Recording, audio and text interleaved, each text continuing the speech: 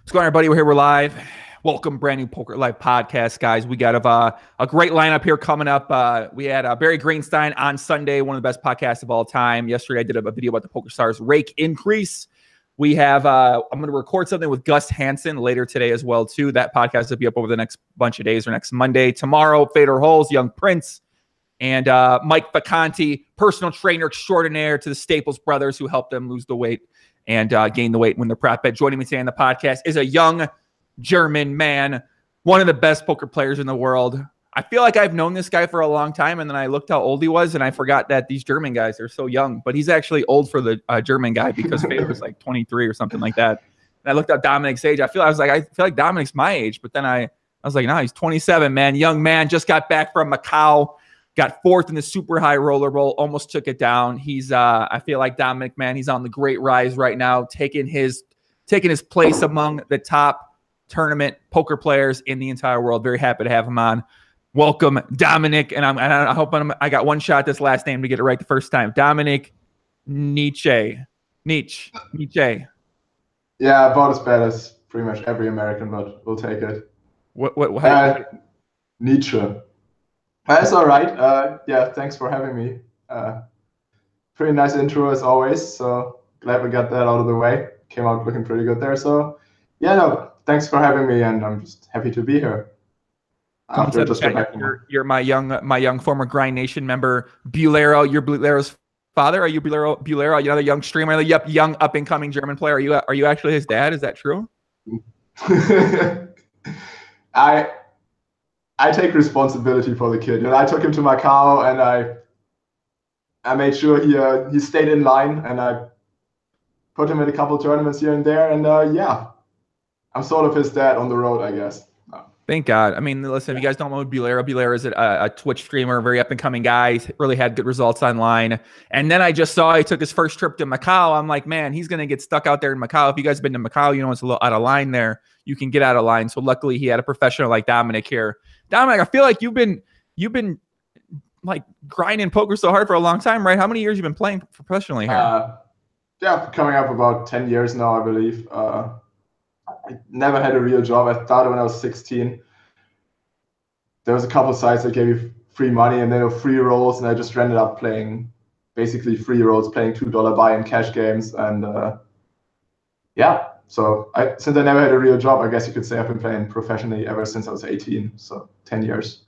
Did you start out playing cash games back then, or did you always start off kind of playing tournaments? Tournaments, because they were free rolls. I don't know if anyone remembers, but on PokerStars, back in the day, they had the Hubbles free rolls. Yeah, I used to battle in those quite a bit after high school, sometimes during high school.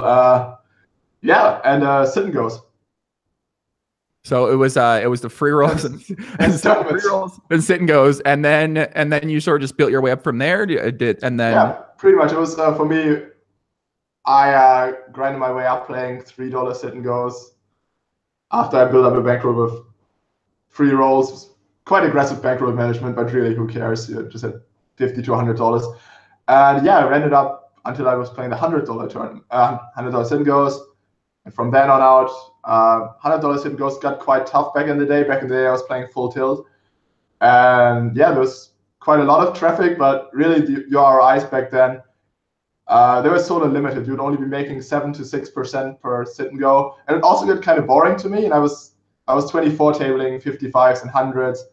And there was no challenge for me, so there was no more room to move up. And I just said, you know what, let's give these tournaments a try, because they're sort of in the tab next to it. So might as well play those. They're pretty fun. And yeah, then at one point when I was at the hundreds, I basically decided that tournaments would be worth it more for me than $100 sit and goes. And then made the switch over to tournaments full time. Sounds like why I started playing Omaha a little bit, because on Stars, I think I Hold'em Omaha, and I wanted to get more points. I'm like, I wonder if you get a lot of points for Supernova Elite at Omaha. So I opened up an Omaha table and played some, and I was like, oh my God, you get double the points here. Like I can get Supernova Elite way faster at PLO. And yeah, then that was pretty much the reason why I was kind of I might have been tournaments if it was next to Hold'em. If it was tournaments and then Hold'em, I might actually play tournaments. But back then it was they had something on Full Tilt called rake races and leaderboard promotions, and I was always in the sit and goes. That's what always kept me going. But it got boring after a couple months. I needed a new challenge. Sit and goes are just always the same. Yeah, I mean, I can understand people's appeal. Some people have been playing these things for. I mean, I think some of my friends have been playing for over 10 years, sit and go straight the entire time, never cash games. They may play some tournaments, but still sit and goes, battling with all the Belarus and Russian bots to this day. So I don't know how they could play just to sit and go for so long. But that's the thing also, sit and go is basically, as I said before, the ROIs were very limited, and that probably at that point already has something to do with bots, because sit and goes are a form of poker where it's very easy to program bots or software assistants. You know, if you don't make any mistakes in the push or fold ICM stage, and you have a program next to you telling you what to do, well, that's very simple. I'm sure back then it wasn't that big of a problem, but it could be done quite easily, I think. Yeah. And in tournaments, that's much more difficult for sure. Yeah, that's an issue that some of the ACR regulars got in touch with me about and showed me these accounts on there that have about 12 or 13% ROIs right now. And they usually play 2 at a table. So I was investigating them a little bit more. Yeah, I was following along with that quite a bit. Yeah, obviously ACR are quite sketchy. Cannot recommend that site to anyone. So it didn't surprise me one bit that came out. Yeah. So then you switched over from the sit and goes, and then you started playing tournaments. So how long did it take for you to kind of build up to playing some of the higher stakes tournaments now? So I'm thinking back now. This must have been when I started. It was 2006. Then I played sit and goes until 2007, 2008, and it wasn't just a switch at once. It was more that I just started adding in more and more tournaments. I would only play tournaments on the side, give them a try, and then I just kept winning. And I was like, actually, those are pretty good. And maybe I don't need to keep playing sit and goes. Back when I was in high school and mainly focusing on that stuff, I was thinking sit and goes are good because I can just fire them up in the afternoon. But it turns out that when I then started looking at the schedule, that I could plan it out in a way where I could play sit and goes from after school until like 3, 4 in the morning, and then play tournaments that way, and that would be pretty good. So yeah, that's just sort of how I switched over. And just after I decided those are the better games, that's pretty much when I made the switch to that full time. When did you start playing more live poker? On my 18th birthday. Obviously, I was quite successful back then online, and I had already ran up a big roll. And yeah, so when I was 17, I basically decided that I want to take a shot at the EPT, take a shot at the WPT, Aussie Millions, and what's new. So yeah, right on my 18th birthday, I made accounts on BWin Poker. Back then, I qualified for Aussie Millions like 2 weeks after I turned 18. And yeah, then I just had to play some live because I needed to get experience. And yeah, it was all quite exciting to me back then. There was Aussie Millions, EPT Dortmund, for those that remember that stop. And then there was LAPT Argentina and Irish Open. And those were, luckily for me, during my Easter holidays in my last year of high school. So that worked out quite well. I could go to those. Okay, I feel a lot happier now because I felt like you were my age because I'm like, I'm like, dude, I've known Dominic for fucking. I feel like I've known him for 10 years. Like I've known up to him for 10 years. But I'm like, well, he's so young, and I mean, I don't know. But then when you actually go through and kind of look at the results and everything, yeah, it's been about 10 years. Like you've been grinding for so long. I feel quite old now, especially when I hang around Pulero and those guys. But yeah.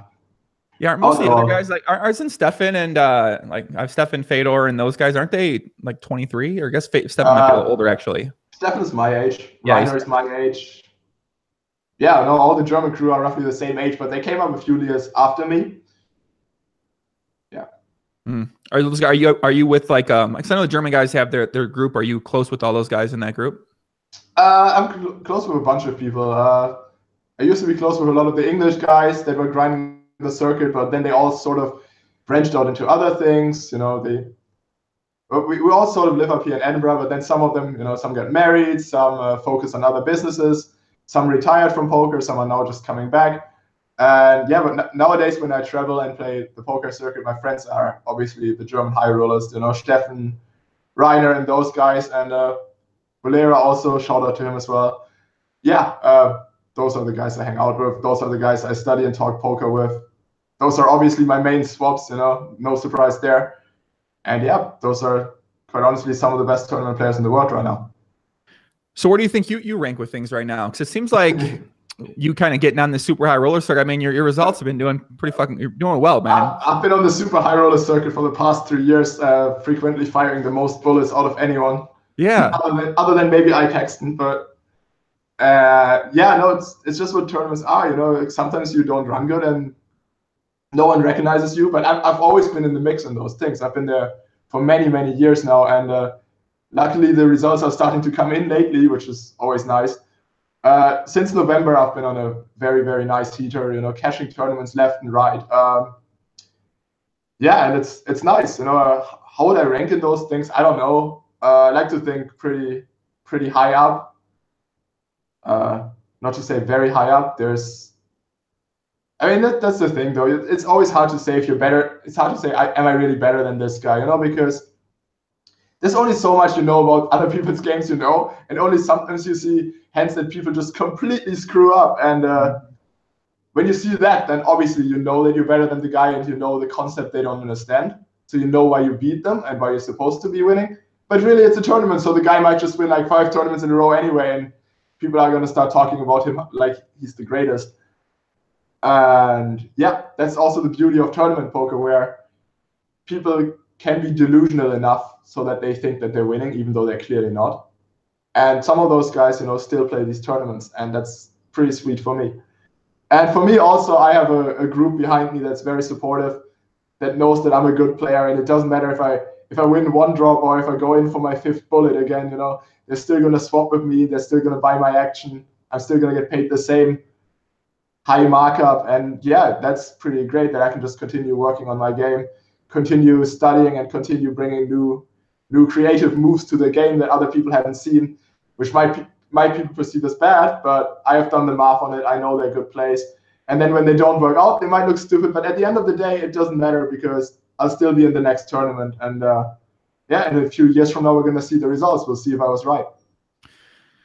Very deep statement right there. I feel like we could touch on a lot of points. Kind of first thing you mentioned was just about, I think, was it, who said on Twitter, was it Remco or was it one of the other German guys who talked about how you ran the worst in some sort of like high rollers? I think someone said, who said something like that?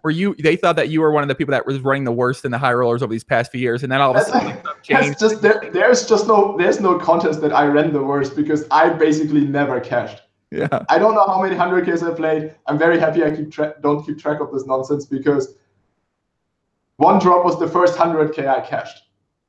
Well, that's the thing, and I played these things for 3 years. I never cashed 100K. I'm always in for multiple bullets, and one drop was the first 100K buy. So one drop was like 5 months ago. You won it. Yeah, pretty much. So there you go, right? It was the first super high roll I cashed, and there's been more than a couple instances where I had the chip lead with in a big 25K, really deep, and I just finished like 10th or something, or the ARIA tournaments where I just go out just short of the money, and I mean it kind of hurts, but as I said before, as long as you have the support of your people behind you, and as long as people still buy your action, who really cares? Because there's people who are really good at poker, very smart guys that believe in you, and they also win. And if they think I'm good enough to win, and they trust my opinion, that probably means I do something right. And as long as that's the case, I don't really care about the results, and I just keep firing. Yeah, I guess that kind of ties in, you know, with the initial reason why we were chatting recently on Twitter, was something I put out about kind of regaining confidence. And if you do have, I mean, this is why I think it's really important to have a group of people around you who you respect, and hopefully they respect you, because in those times when we have that doubt in our mind, when we're like, okay, are we playing well? Are we running bad? You mentioned delusion, which a lot of poker players certainly have. And in tournaments, I can imagine it's very easy to get delusional about your ability. Because I've talked with some of those people, and I talk with them. They're like, "Oh yeah, like I'm fucking crushing." I'm like, "What you talking about?" He's like, "Yeah, I had one big score, and I went deep in more tournament." I'm like, "Well, that's not enough necessarily. Like, you're not really." It clearly means you're playing well, right? If you win 2 super high rollers, you're clearly one of the best. And if you win a main event or something, then you gotta be world class, and you gotta play the super high rollers. You're gonna crush. Gotta sell your action on Twitter. You gotta come in there and take shots at us. I mean, to those guys, I say, go ahead. It's never going to end well. Maybe it is. Maybe I'm wrong. Yeah, that's the beauty of poker. Not only are these super high rollers somewhat soft because there's rich recreational players, they're also quite soft because those guys are in. And let's be real, right? There's there's people in here who in their life have never opened Pio Solver, who don't even know what ranges to play pre-flop. They're just going completely by feel, and they think they got what it takes. And to those guys, I just say, bring it on, because truth be told, if you haven't done the really hard work on it, I know what hard work it takes to get there. I know what hard work it takes to be a consistent winner and understand why you're winning, much rather than, just saying like, oh yeah, I had this read and this and whatnot. And yeah, if some of those guys, it's easy for them to convince themselves that all their reads are spot on, because if you make a call on the river and that's like minus 2 big blinds or whatever, assuming he's playing against me, I'm trying to play somewhat GTO, and he calls and he makes like a minus 2 big blind call, and then he runs really hot 3-4 times in a row, he will win, obviously, right? If he makes a call against me, of course I'll be bluffing sometimes, therefore sometimes he wins. And it's really easy for guys to just be delusional in a way that they guess right sometimes. They guess right as in they catch people bluffing, or they make a bad bluff and it works, or they play the wrong ranges pre-flop and that works. So there's so much variance in tournament poker that some people don't even understand, that it's really easy to keep telling yourself that you're winning. And even if you're consistently putting up results, you could still be a bad player, So at what point do you think that a player who approaches tournament poker from that style, at what point do you think that you can decide, well, maybe that person is doing something that might not be theoretically correct or fundamentally correct, but at the same time, they've been having good results. So maybe this is something they put a lot of thought into and a lot of work into, and they've made it their own unique strategy that might Truth be told, now it's time to fire the shots. I think poker players are just extremely lazy. Anyone who says that stuff, like, I have worked out this extremely unique strategy. The guys just hasn't done the work. Like all this exploitative play, it's just people that I hate the term exploitative play because it's so misused, right? You don't even know what you're exploiting, because in order to know what you're exploiting, you first need to know what GTO is. There's no other way to put this. If you don't know what GTO is, you can't deviate from GTO and exploit the other. It doesn't work. You need a baseline. You need to know this is correct. I know this guy deviates from it in this way. That's why I'm going to go the other way, right? But the so-called exploits right now are just people that have a feeling, and people say, this guy folds too much, therefore I'm going to do X. And I'm just like, okay, that's nice and all, but really, do you even know how much they're supposed to fold in that spot? And then they say no, and then you can't be exploiting. You're just clicking buttons. And it goes back to what I said earlier. If they make slightly negative EV plays, but they run really good over a sample size of 50 hands or something where it really matters, they look like superstars. And if someone else makes like a barely correct play there, they can either look like superstars, they can look like an average guy, or they can just look really bad. It doesn't matter, because the 50 decisions are sort of an irrelevant sample size. But it's still important to get these decisions right more often than not, because they do come up quite often. All I'm saying is, if you run hot over a short sample size, you can look like a genius. Sounds like a very cash game player thing to say right there, Dom. I got to be honest. That's a very cash game sort of approach that I think. That's why cash game's so hard, because people kind of don't understand this concept and they don't even know how to necessarily do it, and that's why they really can't win at cash games. Right. First of all, I do play a bit more cash games than my peers, and that's one of the things I've learned from playing a lot of heads-up cash games, is that a lot of decisions always have a very close EV. And what that means is that just because a play sometimes doesn't work out, or because a play sometimes works out, it doesn't mean like the play is like plus 50 big blinds. A play is never plus 50 big blinds. It's plus like 2 big blinds. A bluff can't be winning 10 big blinds, or those things don't exist. Basically you got to realize that poker is a game of extremely thin edges. And when you say it's a very cash game player way to think about it, that's true, of course. But in tournaments, it even more so applies, because in a cash game, if you lose your stack on a 2 big blind edge, you don't care. You click the reload button, whatever, done. Right. In a tournament, you're out, game over, or you're out. And like, if these decisions, they come up over and over again, in tournaments, the variance just multiplies. Because if you consistently are right on the 2 big blind edge, if you're consistently right on the 0.5 big blind edge, and that all adds up, you'll be a very big winner. And in that way, some people that are consistently making very minus EV decisions they do win in tournaments these days. Yeah, and they're at the top, and some of them are very respected for their play. That's why I play those things, quite honestly. That's where the real EV comes from.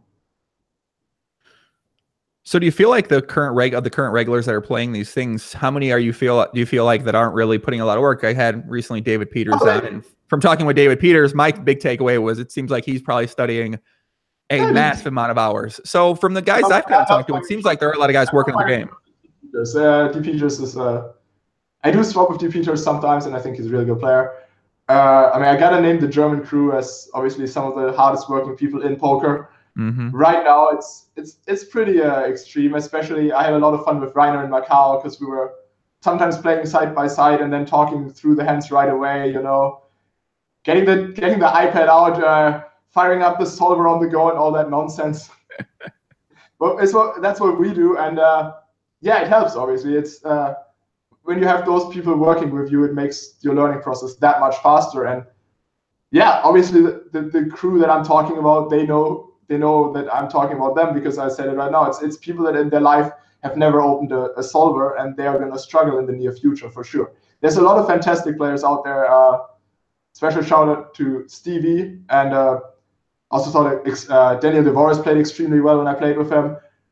Yeah, there's people that have clearly done the work, and they're fantastic players. You know, the only way to beat them is to sort of outwork them. You know, there's no other way around it. You know.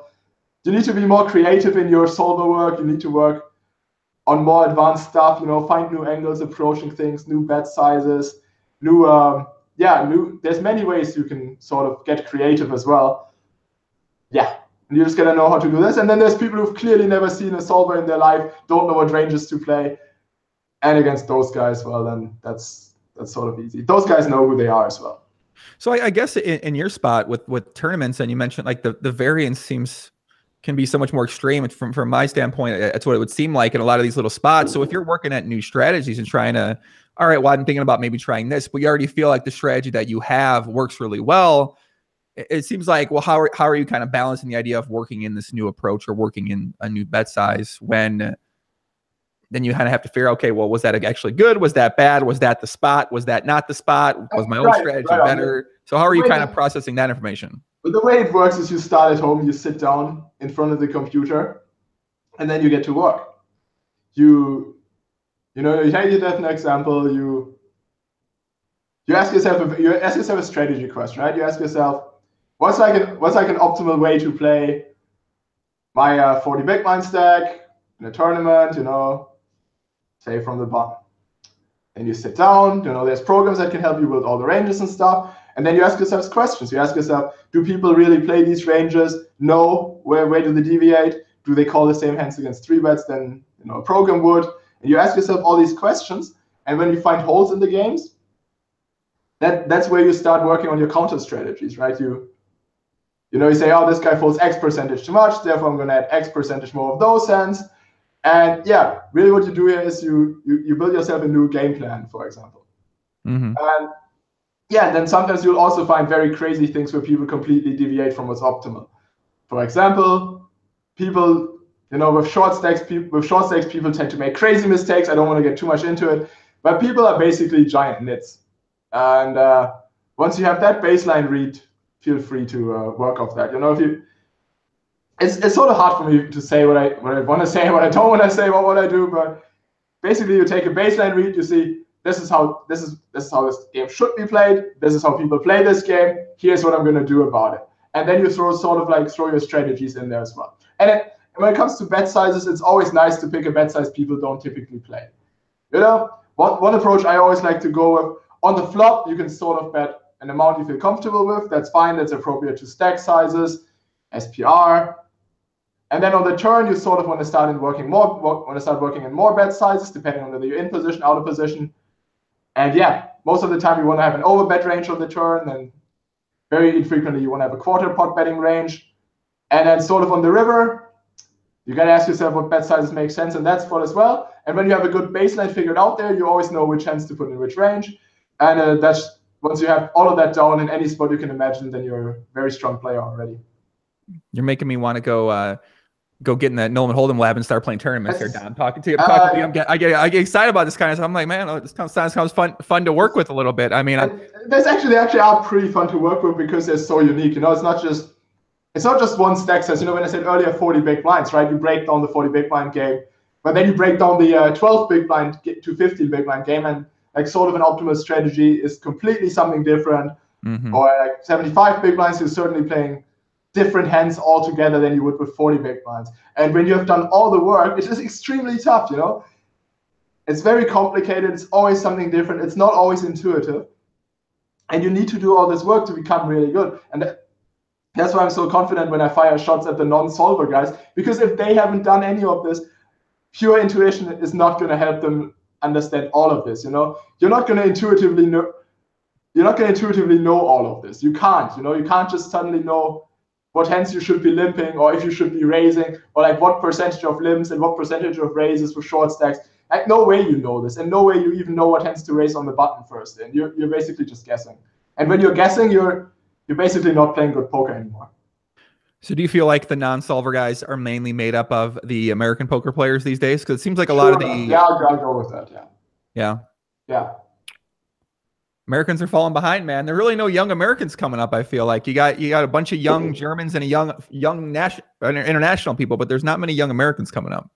Yeah, I mean it's tough. So there's also the Spanish guys that are getting extremely good. The Amadi crew. Maybe they're doing a little bit less work with the solvers as the Germans, as it will be my feel playing with them. The Brit Stevie is really good from the UK. American guys, I guess I gotta go with D. Peters and Ike. Ike is a phenomenal player. He's just very good player. He's probably done a lot of solo work in his time. You can clearly tell. And I'm talking more about like the old school Americans for sure. Yeah, some of the pros that have been around for a longer time that just don't feel like they need to put in the work because they've run hard or because they've been around for so many years. But really, it's getting tougher and tougher, and the programs out there are just getting better and better. So what do you think? What do you think about a guy like an Eric Seidel, who's been around now for, I'm the 80s, I think, right now, 80s, 70s, yeah. Eric is a phenomenal player, for sure. Yeah, he's been around for ages, and lots of respect for his game. He plays extremely well, but I don't think he would be offended if I say that he's not a top 10 in any field. He's not as good as the Germans, and he knows that too. I think he plays extremely well against. He just plays well, basically. He doesn't make any big mistakes, which is nice, and he's also quite humble, I think, and that's also helpful. I'm pretty sure he does work at home. He might have PioSolver on his computer running stuff, but it's hard because he doesn't have the network. He doesn't have the structured way of going through it as we do, which is why he also has a family, so he has even less time, and it's just more difficult for him, I would imagine, for sure. But he's a good player. I can't think of a hand he played very badly from my recent memory. I think he's certainly winning in the tournaments. Yeah. So I guess for you, at what point do you feel like, I guess you're trying to get to, do you feel like there might come a point where you go into a retirement, like the young Prince Fedor holes when he's not retired, but do you feel like you might get to a point like that where if you start, because now you're starting to have some real, those big scores, you're starting to, you just had what? I think you just won, you had fourth there, you won one of the high rollers, and it does seem like there are high rollers and super high roller bowls now pretty much every week. I don't know if that's... Oh yeah, for sure. There's just way too many of those. Yeah. There's always something to play, which is incredible for me, because it means that for me, tournaments are the most important thing to focus on right now. Earlier I was dabbling in heads-up cash games online for fun. And I just really enjoy the fact that there's so many tournaments these days, because for me, they're the most profitable. They're my best form of poker. And to answer your question about retirement, well, let's see about this. Right now I'm with 888 Poker. I got a really good thing going for me there, and I enjoy that. As much as I enjoy that, I obviously enjoy playing tournaments more than anything. And I enjoy that finally the results are starting to come in, and it feels like the hard work is paying off. So I don't think I'm going to retire anytime too soon. But yeah, next up for me is a bunch of exciting high roller stuff, and who knows I'm not going to retire the next year, I don't think. And good, I like it. I like it when I meet a poker player working hard that's not talking about trying to retire. I like it. All I'm saying, if I wanted to, I could, but I don't want to because I just really just enjoy taking. I just really enjoy competing. I enjoy taking other players' money that, people that are not as prepared as me, and I can clearly see when they're struggling, and I just really enjoy the feeling of, that I deserve to win more than the winning itself. I feel like when I play any lineup imaginable, I always feel like I have a good edge. I always feel like my plays are sort of going in the right direction. And yeah, I'm just extremely confident right now, very comfortable playing everything. So I don't see why I would retire now, because it's obviously taken me quite a while to get here. I don't want to stop now when I just got here I got here not that long ago. I didn't get to go on the fader run yet. I want to basically do this just so I can see, look, I can do this too. But truth is, obviously, I don't think anyone can go on the fader run. It was amazing, and just a pure luck. Yeah, I don't know. I'll see how it goes. I'm just very happy. I'll just continue to play some. You mentioned something interesting. So you talked about feeling like you deserve to win, and that's actually something. So we had the back and forth the other day on Twitter when you said just get in the lab, the results will come. And one thing I said back to you was that, well, I actually think if I'm trying to regain confidence, I mean, obviously you play poker for 10, 11 years, you play every single day. You're going to go through confidence breaks. You're going to be like, oh my God, what am I doing? Can I fucking win anymore? What's going on? Why are my fundamentals so out of whack? And I felt like some of those times when I'm studying or put a lot of time, just maybe I study for 3 days or I'm just talking with friends constantly. And then my feeling of I deserve to win, that comes into play. And then I found that actually might put me in even worse place after a couple losing sessions, because I'm like, well, I just studied so much. Like, why am I not winning? What's going on? What's going on? I felt like, and that deserve to win is actually, I felt like that might have been a negative thing for me a couple of times. Not often, but I definitely experienced that feeling over the years. Well, a couple of ways you can go with this. The first thing I want to say is that confidence is a good thing as long as you have a reason to be confident. As long as you can say, that's why I'm winning. Here's why I've done the math, my plays all add up. This guy made a terrible play because of X, Y, Z. He uses the wrong bluff catchers, yada, yada, yada. His pre-flop ranges are wrong. He made a clear ICM call. Any way you can prove that your play is good and the opponent's play is bad, that always helps your confidence. And that's a good thing, because for a long time, tournament pokers, you used to be stuck. It used to be impossible to prove that you made a good play because we had no solvers. You would just always be going based off intuition. And then that's sort of the reason why the field players made it to the top for the longest time as well, because they just ran the hottest. And if you run the hottest, then it's easy to keep telling yourself that you made good plays. And if you make bad plays, you're going to tell yourself you played bad. But now with the solvers coming in, it's a lot easier to quantify if you really made a mistake. Did I play the hand well? Did this guy make a mistake? And the learning curve just skyrockets, and everyone just gets so much better. And when you get so much better and you have people behind you that do the same work, for example, I would like to think there's like 8 of us really close Germans in the field.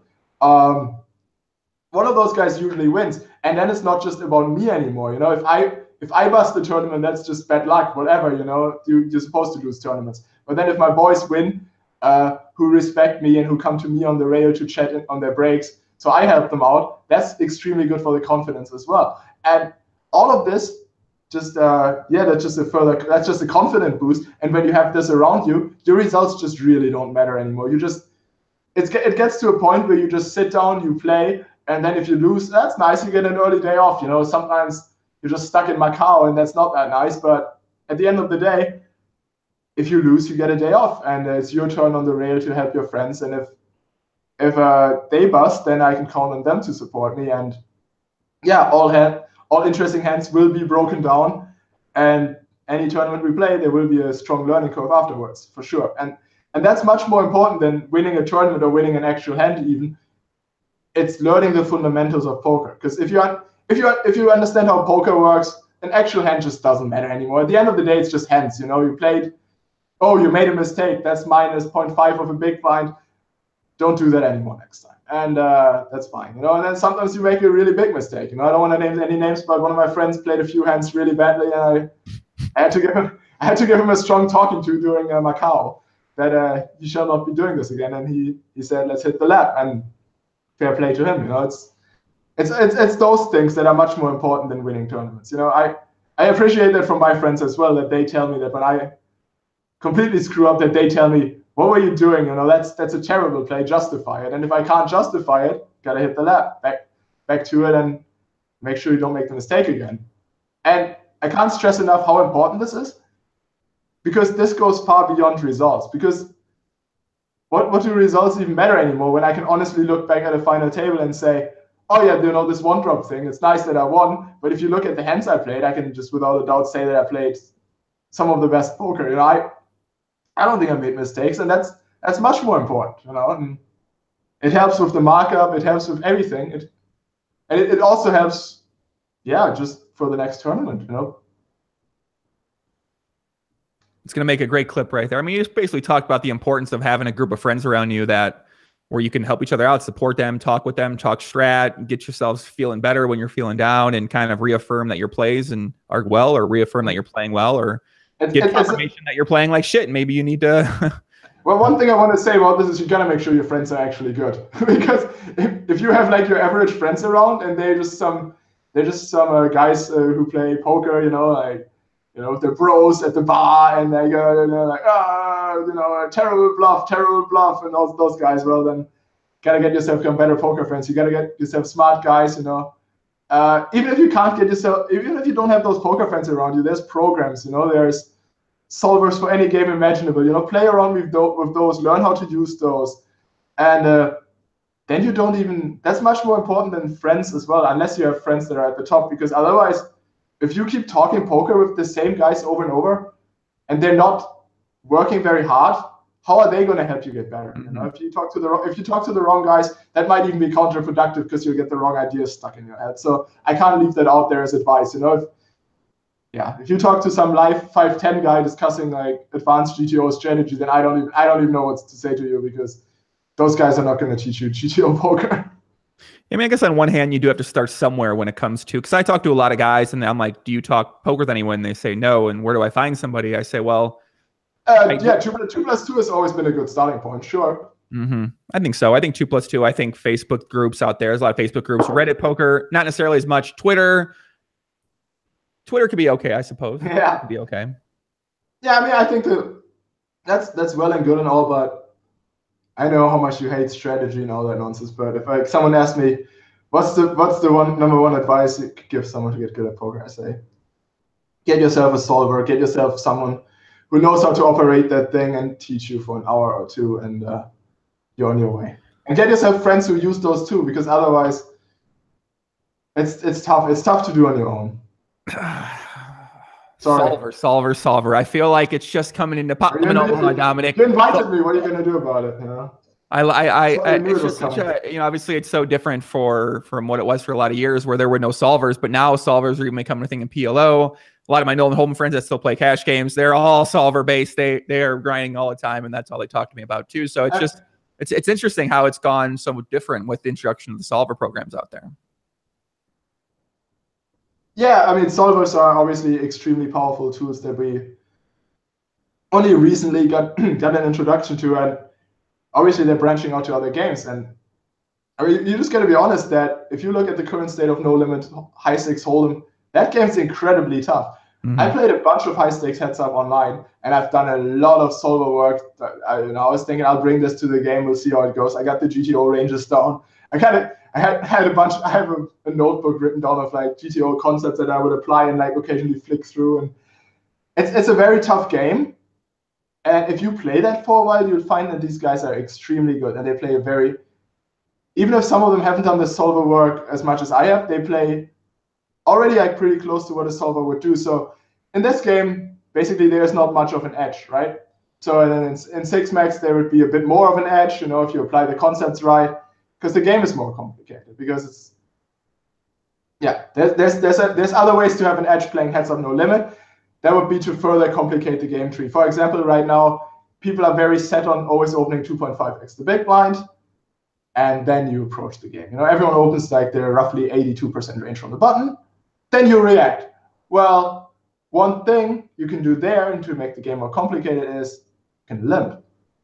You can play a limp and a 4x, or you can limp and you play a 3x. And if you do that, your ranges are entirely different. So nowadays, the other guy is going to be in a tough spot.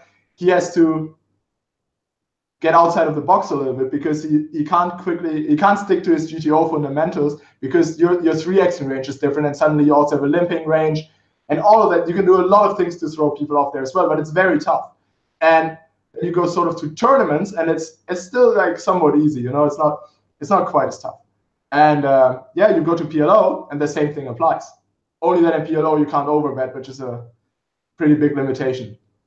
But yeah, there's ways to do this. And if you know how to use a solver, you can get very good in any game quickly. You just gotta ask the right questions.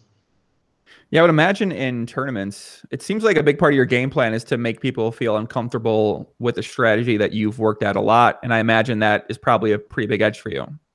Right on. And there's things that I do that other people don't do at all.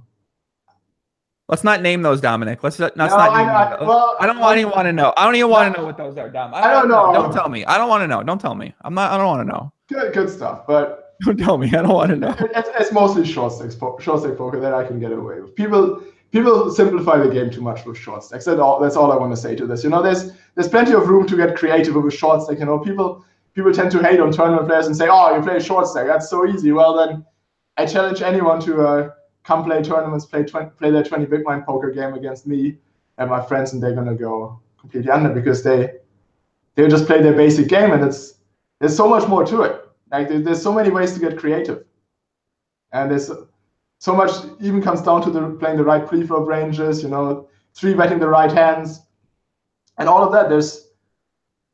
And that's not even factoring ICM. That would be strictly Chippy V strategy. If you then go to a final table, this all just gets way more complicated, and playing a final table correctly is a huge skill set in itself. So, yeah. Playing the final table correctly. We got a lot of wing players in the chat today, Dom, and watching back on replay. So you know these guys are making a lot of final tables, and these guys know how to play the final table out there. I'm sure everyone does. Yeah. Yeah, man. We got to. It's all about winning. You know, it sounds to me like you're saying Phil Hellmuth has been ahead of his time with his short stack play. No. No, you don't think so? That's not what I said. Come on. No, Phil Hellmuth. That's too easy. I don't want to fire shots at Phil Hellmuth. It's just too easy. But the Germans really they don't think highly of Phil Hellmuth's game, man. That's one of my biggest takeaways from talking with the German guys. If you want, give me 1 second. I can tell a very funny Phil Hellmuth history, actually. Sure, go ahead. It took place in one of the arias. Okay, I just had to Google it. Right, okay, so this is basically how Phil Hellmuth plays poker. Yeah, okay. So when you play against Phil, basically one thing you need to know about him is that he likes to pretend like he's the world's biggest nit, which is only correct in some instances, because he will still re-raise you with complete garbage and size super small all the time, because he's Phil Hellmuth. He will 3-bet you with 9 deuce offsuit and like 6-4 offsuit, and he will pretend like he only 3-bets you with aces or kings. And then he picks a bet sizing that's so small that you can basically call with anything, because he just has way too much offsuit garbage all the time. So there was one hand I played where I opened the button, king 9 offsuit. Mm-hmm. Phil Hellmuth 3-bets from the big blind, and then it comes ace jack 5. He bets and I call, and then it turns to 6. He goes, I have king high, he checks. I'm like, well, against Phil Hellmuth, he has like all the 9 deuce, 8 deuce or something, probably still good here. And if he turned to 6, then I'm gonna win somehow anyway.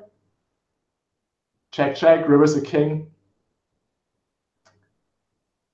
He checks, I check back, and he tables his 6-4 offsuit, and he just starts ranting at me how I can be such a terrible player. He rates me for like 5 minutes straight on the table. And yeah, that's just sort of the guy Phil Hellmuth is, you know. He's very stuck in his own way, and he would never even consider making a play like this. And yeah, to me, it's like the most standard play in the world. And that's one thing I find when playing with Phil, and especially other tournament guys, is that they're very set in their own way, you know. And he's obviously not a good poker player. Make sure I heard that hand right. Okay, so Phil me 3-bet you with the 6-4 offsuit, ace jack 5 flop. Check. He bets really small, you call. Turn 6, he makes a pair, check, check, river, king, check, check, and then he berates you for 5 minutes. Yeah, pretty much. That's an actual hand that happened in some Poker Master tournament. I don't yeah, even know. I've seen that. I've heard about that hand before because I remember. I think I don't maybe even you know said where something to on Twitter begin. about it. Yeah, I don't even know where to begin. He posted it, and I basically gave him a comment on the way, and I said, "Unlucky, Phil. You know what you're gonna do? You know the crazy kid got you again."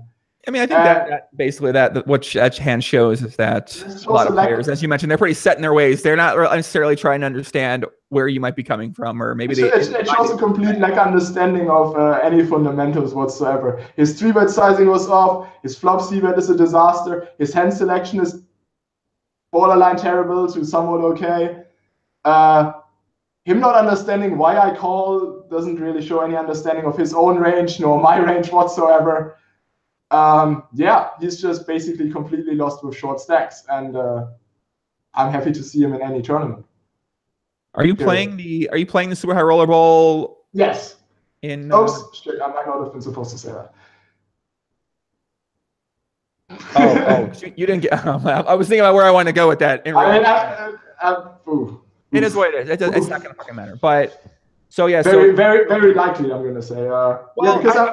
So here's what I'm thinking about that, guys. So if you guys don't know, they chose they had a lottery for 30 names, and then they have a final 2 seats are for satellite winners, so 16 they're going to choose. And I'm sitting there thinking like, well, if you made the final table of the High Roller Bowl in China, you're probably going to make this tournament. If you play all their events, their Poker Masters or Poker, you're probably going to get chosen for this tournament. But that's going to leave off some interesting people down. Oh, it's basically what happened here is the lottery left out a lot of interesting people. There's a lot of people that clearly deserve a seat that are not going to get in, and that's kind of, yeah, it's kind of bad. I don't know what's going to happen there. I don't know if they're going to make the field bigger. I'm not even 100% sure I'll get in. You know, I just have reason to assume that I would get in. Put it that. And that's the thing. Like, I feel like you, a player like yourself, you've been grinding these high rollers, you've been grinding this circuit, you've been playing these events for the past few years. Like, I don't see how you don't make it. But at the same time, then you go through the names on there. And I was telling my buddy Doug Polk, I said, I don't think you're going to make it, Doug. Like, I'm going through the names. I'm like, there are going to be some random businessmen thrown in there that we don't necessarily suspect right now. There'll probably be a couple of those. And then when you start going down the list of guys, it's like, man, it's a really interesting decision on who's going to get in that field. The list, right? The lottery was basically full of Germans, and some of the lesser known Germans got in. When you look at the list, they're all phenomenal players. Some less experienced, and yeah, they all got in. It's not the guys that Poker Go wanted for the TV show, that's for sure. So now we're gonna see what they're gonna do about that, but. The way it is right now, I don't expect it to be as soft as it was in years past. I don't really care too much. I'm looking forward to play, even if the lineup is tough, because at the end of the day, it's rake free, and I'm sponsored, so I'd like to play on TV, and I also enjoy competing. Just because I played Super High Roller Bowl China does not mean I get a seat for sure. Yeah, the Germans that got in, so Andreas Eller and Andreas, Marcus. Dominik. I mean, I know all of Dominik. How do you think Marcus's last name? Dominik. Okay, so these guys. I know all those guys. I don't know much about these guys. I'm not going to tell you anything. It's, they're just good online players. Yeah, they do play live. Yeah. They're fucking. So it means one of them's going to win. Then that's what you're telling me. One of these guys is going to win. Oh no, I'm probably going to. Stefan and I are probably going to win this. Shouldn't have the picks there, but we're not officially in yet. Yeah, don't know what to tell you about them. They kind of want to, I don't want to blow their cover, you know, that's not fair to them. You know, it's not for the lack of me not wanting to tell you. They're really strong players. Yeah. I'm really interested to see who gets in here. Man, there's another one, Arnie Ruch. How many fucking random Germans got in this thing? How many Germans did you guys put in this lottery? My God, man. Did you guys just... Yeah, we put everyone in, basically, because because the backing crew said, should we put everyone in? And I gave them my honest opinion. I said, why on earth would you not put everyone in?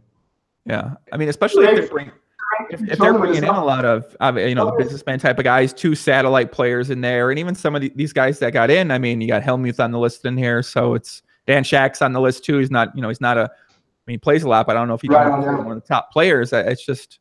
Yeah, we'll see how this goes. Right now, this is sort of up in the air. You know, as I said before, I don't think Poker Central is very happy with how the lottery went. They're gonna have to do something to make the tournament as exciting as it was in years past. because they want it to be a big success. And if it's just a bunch of unknown guys playing, who really cares? Like they sort of want Steffen in the mix, they want Reiner in the mix, and they obviously want Fedor as me too, because when you have all of us in, then you suddenly have the winners of all the biggest high roller tournaments, and that's how you attract people to watch your tournament. You know, no shots at Arne, who's a good friend of mine. Who cares? You know, who cares if he's playing? No one. You know, and that's unfortunately how it is. But they also didn't want to make it an invitational, because then it sort of ruins the prestige of the lottery, give everyone a chance. I get that. But now they have the problem where the field just is not very attractive, and they need to do something about it. And the way I see it is going to go one of two ways. Either they're going to fill up the rest with a lot of professionals, very few fish, and that's going to make it a tough tournament, or they're going to extend the field and let a couple more people play to make it a more reasonable tournament. I know which one I would prefer, but we'll see how it goes. Which one would you prefer? Well, obviously go with a bigger field. I don't see the reason for them capping it at a 49 anyway, when last year they already did it, and then they extended the field. So why on earth would they not do it again? Yeah, I can understand the not wanting to do it, just kind of wanting to keep that prestige of an exclusive event, and some players might not get in every year, but that's what makes it special, and that's what makes it stand out. That's one way to look at it, but the other way to look at it is they ran really bad with the lottery. There's not a lot of big names in there. Yeah, that's true. There really isn't kind of going through. I mean, listen, Fish 2013, you know, might play a lot online, but Makita Badzikowski from Belarus, I don't think they're going to be tuning in to see him play. I don't know. I don't think so. Shout out to Makita. He's one of the guys I didn't say is really good, and he's really good. Love that guy. Yeah, he's a phenomenal player. I'm sure people watch him play. He's Fish 2013 online. You know, if you say he's Fish 2013 online, people are like, yeah, that guy's awesome. He's like one of the biggest winners. Let's watch him play. And nothing bad to say about him. I actually think he's one of the guys that helps. Even though he's lesser known, you can just say he's a big online player and the best player in Belarus, and suddenly he's interesting. It's really hard to make an unknown German interesting when there's already so many of us. Yeah, that's really a lot worse. That's a lot worse for them, sure.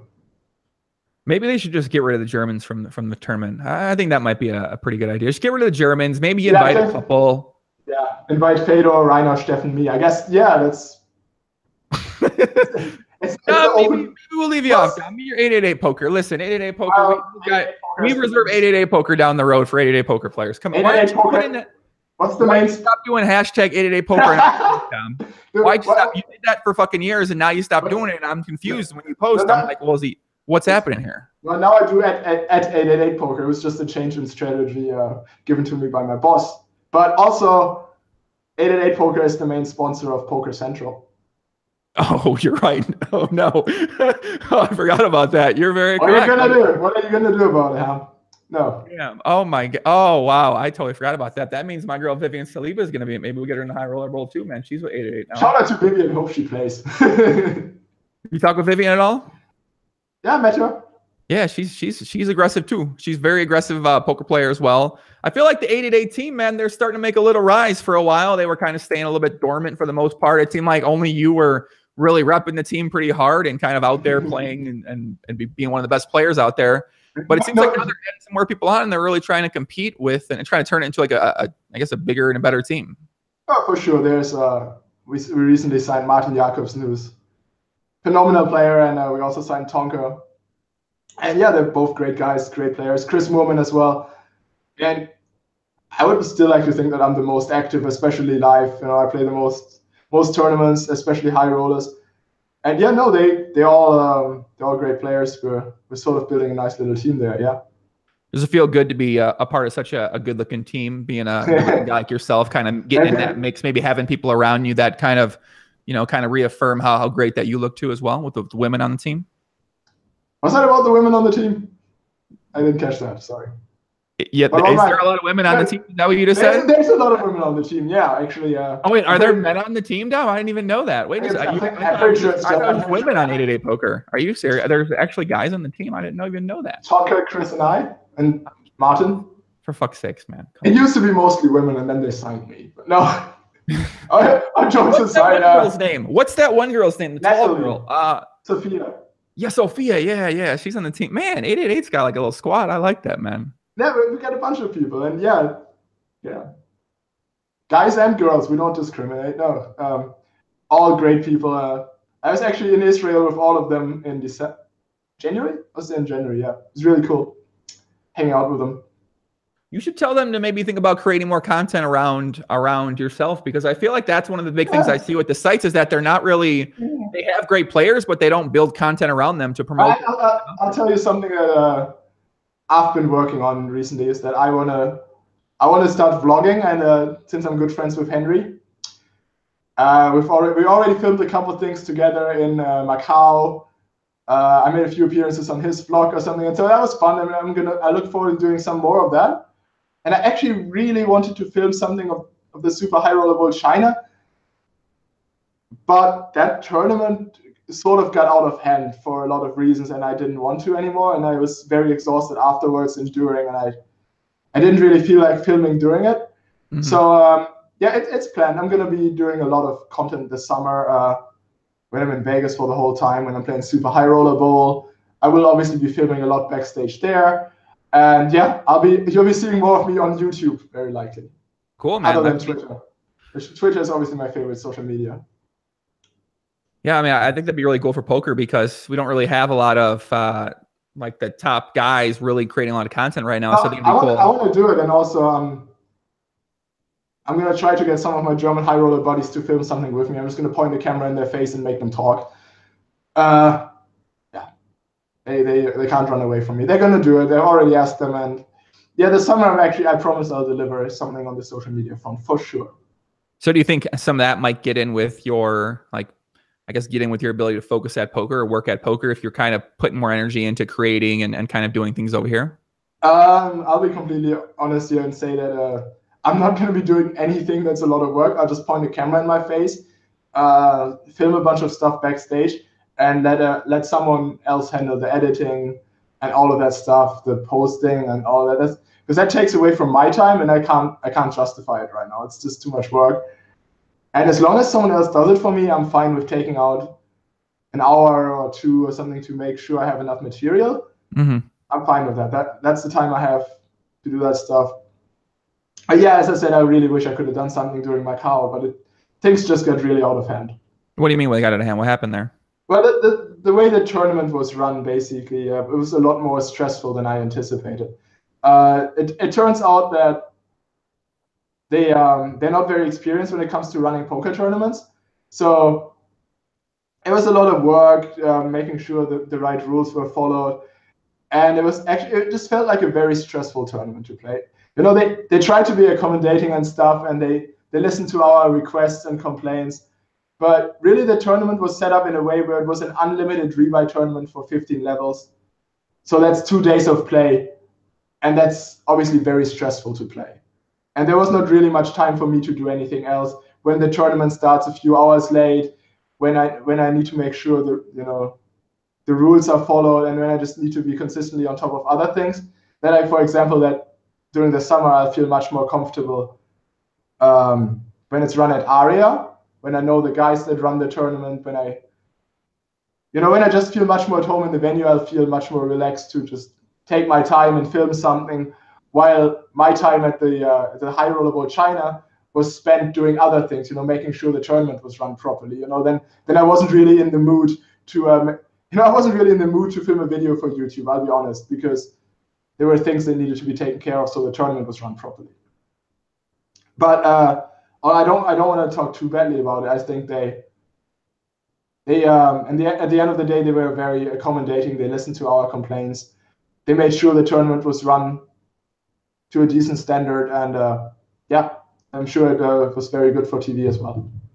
There's people out there kind of wondering. So Super High Roller Bowl China, what happened was that I think they license out the name Super High Roller Bowl, a company that's over in Asia that I think does work with Poker Central. So it wasn't actually Poker Central doing any production for that, even though I do believe they have recorded some content separate from that they're going to post on Poker Go from Super High Roller Bowl China. What's going to happen there is Jonah was there and Richard, and they were just making sure that things were going up to up to our standard. They were basically the guys. Richard, special shout out to Richard, who did a phenomenal job making sure everything was sort of run up to par. But it was a nightmare, basically, working with a foreign casino. And I really wish we brought Paul Campbell over or Sean McCormick to help run the tournament, because it was basically us players helping with the rules in most instances. And sheesh. I can't really, it sort of feels weird. And, but that's what you get when you outsource the tournament. And I hope I hope if we're doing this again, I really hope we bring over someone, because as much as Richard did, he was on his own, and that's just very tough to do. And I think all in all, we did a very good job making sure the tournament runs as well as it did, but it felt exhausting more than anything. And yeah, that's sort of a bit disappointing when you're playing a tournament that's that high stakes, Mm-hmm. It's a super high roller bowl, and then, yeah. Shout out to my guy, Rich Blankenship over at Poker Central. Rich did fantastic. Yeah, and actually, I think all in all, I must say we did all right. That there were no major rule complaints that I heard of. Everyone got fairly treated. The shot clock and everything worked well. The service was nice. The dealers, they took a bit of time to get used to the shot clock, but at the final table and beyond, when there were very few tables left, they did a good job in the end. Yeah, for sure. The only thing I want to complain about is the structure of the tournament itself with the reentries. I think that might be. They were inspired by America's Card Room's reentry system, I believe. Yeah, so they wanted to just have it run. Just buy into the money. It was like that. I mean, I'm sorry, I just gotta say that's not okay. For a premier poker event, you cannot leave late registration open until you're 5 minutes before the money. It's not the super high roller bowl. The super high roller bowl I fell in love with, and as a tournament I would compete with the best in the world. That's a completely different tournament, and that's what I kind of didn't like.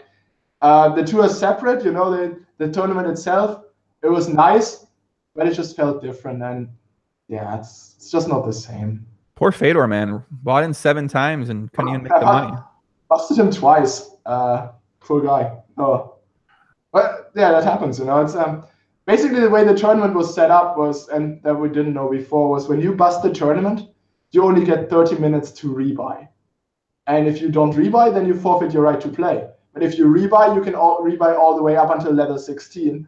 Well, what happened there is you basically created a tournament where everyone had to rebuy until the end. And yeah, it could get quite expensive for some people. Yeah. For sure. Alexander Chat says Formula 1 in China. Some funny things happen also, like being on the track while cars were going at 300 kmph. They are just new to these big events. Yeah, I'll be fully honest. There's also the language barrier that comes in, right? And it's not easy to run this event. I don't want to talk badly about them, because they were trying to be very accommodating to a bunch of demanding poker players who are used to the Poker Central treatment in Vegas. All I'm saying is that if they run an operation like this, please just give us, give us a poker guy. Richard, fantastic guy from the media, but it was sort of on Ike, Justin, and me to come up with the poker rules on the way. And it's, come on, just fly out Sean, fly out Paul. Those are great guys. And I would have loved to see them there. They would have made this run so much more smoothly.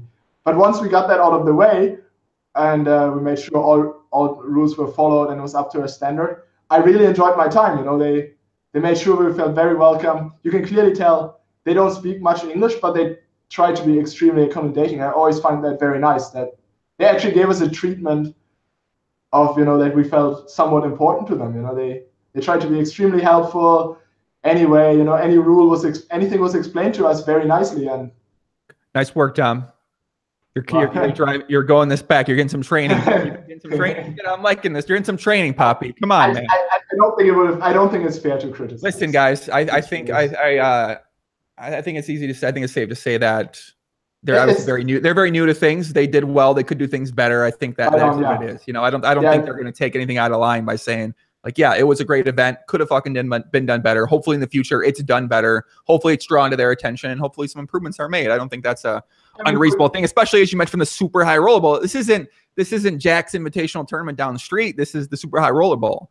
I mean, so I feel like it should be held to a certain kind of standard. So I don't think it's anything wrong to expect those. I mean, for sure, if we're comparing it to the super high roller bowl in Las Vegas, you know, I'm not gonna, I can't lie to people and say it's the same. It's not. The super high roller bowl in Las Vegas is something completely different. Yeah. What Suburban, what's your opinion on PokerStars raising the rake on small stakes MTTs, and if small and medium stakes MTTs are still profitable? You got me fired up. Now here we go. Okay. Yeah, in my opinion, this is a complete joke, and it's pure greed. I don't think this is fair to, like, this is a direct cut against the recreational players. The players, they always say they protect, and the players, I don't even understand. You know, you're taking money from the players that play for fun. That's the recreational player base you're cutting the money from. Why are you targeting the guys who are barely winning, playing their small tournaments? You know, let the guys. You're making so much money off all these people. You're running the Sunday Storm every week. You make so much money. It looks so good on your site if you have all these big tournaments. Why are you squeezing like the couple cents out of those guys? If you want to make those guys go away and go to the competition, go to PartyPoker 888, they run tournaments at lower rake. Why on earth would you still play on PokerStars if you're somewhat serious? And I can only recommend anyone to seriously look at other sites. You know, be that 888, be that PartyPoker. This is a complete outrage, and I think the rake is already too high across the board in most games as it is. And if you're squeezing it even harder in those games, that's just not okay. And the worst part is they're hiding it. You know, right. My girlfriend, shout out to her, she plays those tournaments, and like when I saw it, I just said to her, well, there's other sites, you know, you have accounts on the other sites as well, just play those. What's the big deal? You don't really need PokerStars. And that's my big goal. People say, why do I keep talking about it? Or why do I make a video about it? I mean, that's my goal, is I want to kind of help draw awareness, at least let people know that this is where you're playing at. This is how Stars thinks of you. And yes, why would they do this? To me, it seems like they're trying to drive those players into these other formats, like these fucking ridiculous time tournaments. They're trying to drive players away from formats where they might actually be making money and cashing out money from the site, and driving them into other tournaments where they might not be able to make as much. Yeah, right. And therefore, they won't want to cash a lot of money off the site. For the longest time, tournaments have sort of been the game where rake sort of mattered the least, because you have the highest ROIs, right? If you play a sit and go, then obviously your ROI is somewhat kept because there's only 6 players. But in a tournament, you can have much higher ROIs. Their logic is now we can rake those guys higher. Now that's really just not fair, because it's very easy to get on really hard downswings in tournament as it is. And then if you increase the rake so much, your downswings are going to be harder. It's just basically you're taking money away from the recreational player that might be winning a little bit, but really, what's the big deal if the guy cashes out? You know, he's gonna be back depositing in a month or something. Let's not kid ourselves. You know, most guys lose, even the ones that win at tournaments. I don't understand why we need to be bleeding people dry so much faster. You know, in tournaments, just let the guys lose their money slowly, you know, that's fine. You know, it's a fun game for everyone. People play poker for the competition, you know, they don't want to gamble. Right. They want to compete. And if you can compete in a low stakes tournament, the reason why the Sunday Storm is so successful is because people can win these big prizes.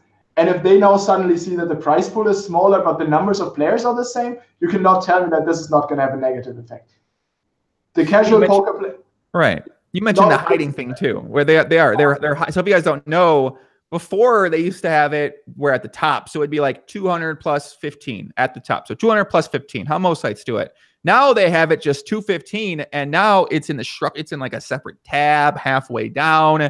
And now with the numbers where, let's say there was the $11, we used to be a $10 plus 1, now it's a $90 plus $1.20.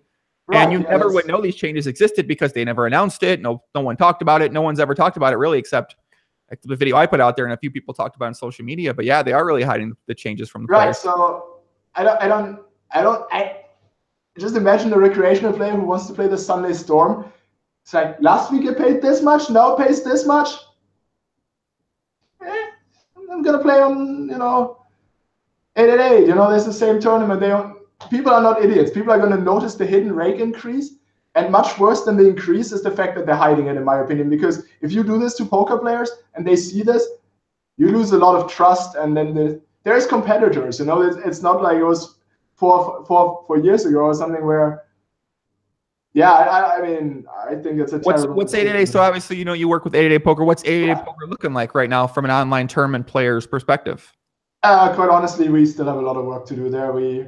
But we're always working on improving. We're trying a lot of things. You know, we recently tried the WPT 500, which I thought fantastic idea, where we had an online day 1A and an online day 1B in our client, and then you could bring the stack that you have forward into day 2, which is really nice because by the time you've made day 2, you're down to 5% of the field, and then it's already like a real tournament. And I'm a huge believer in these tournaments, and I had designed the structure and everything, and we had a lot of sub-satellites, and I really believe that this is what poker is all about, because tournaments, let's not kid ourselves, they're the most popular form of poker, and it's the most recreational friendly form of poker.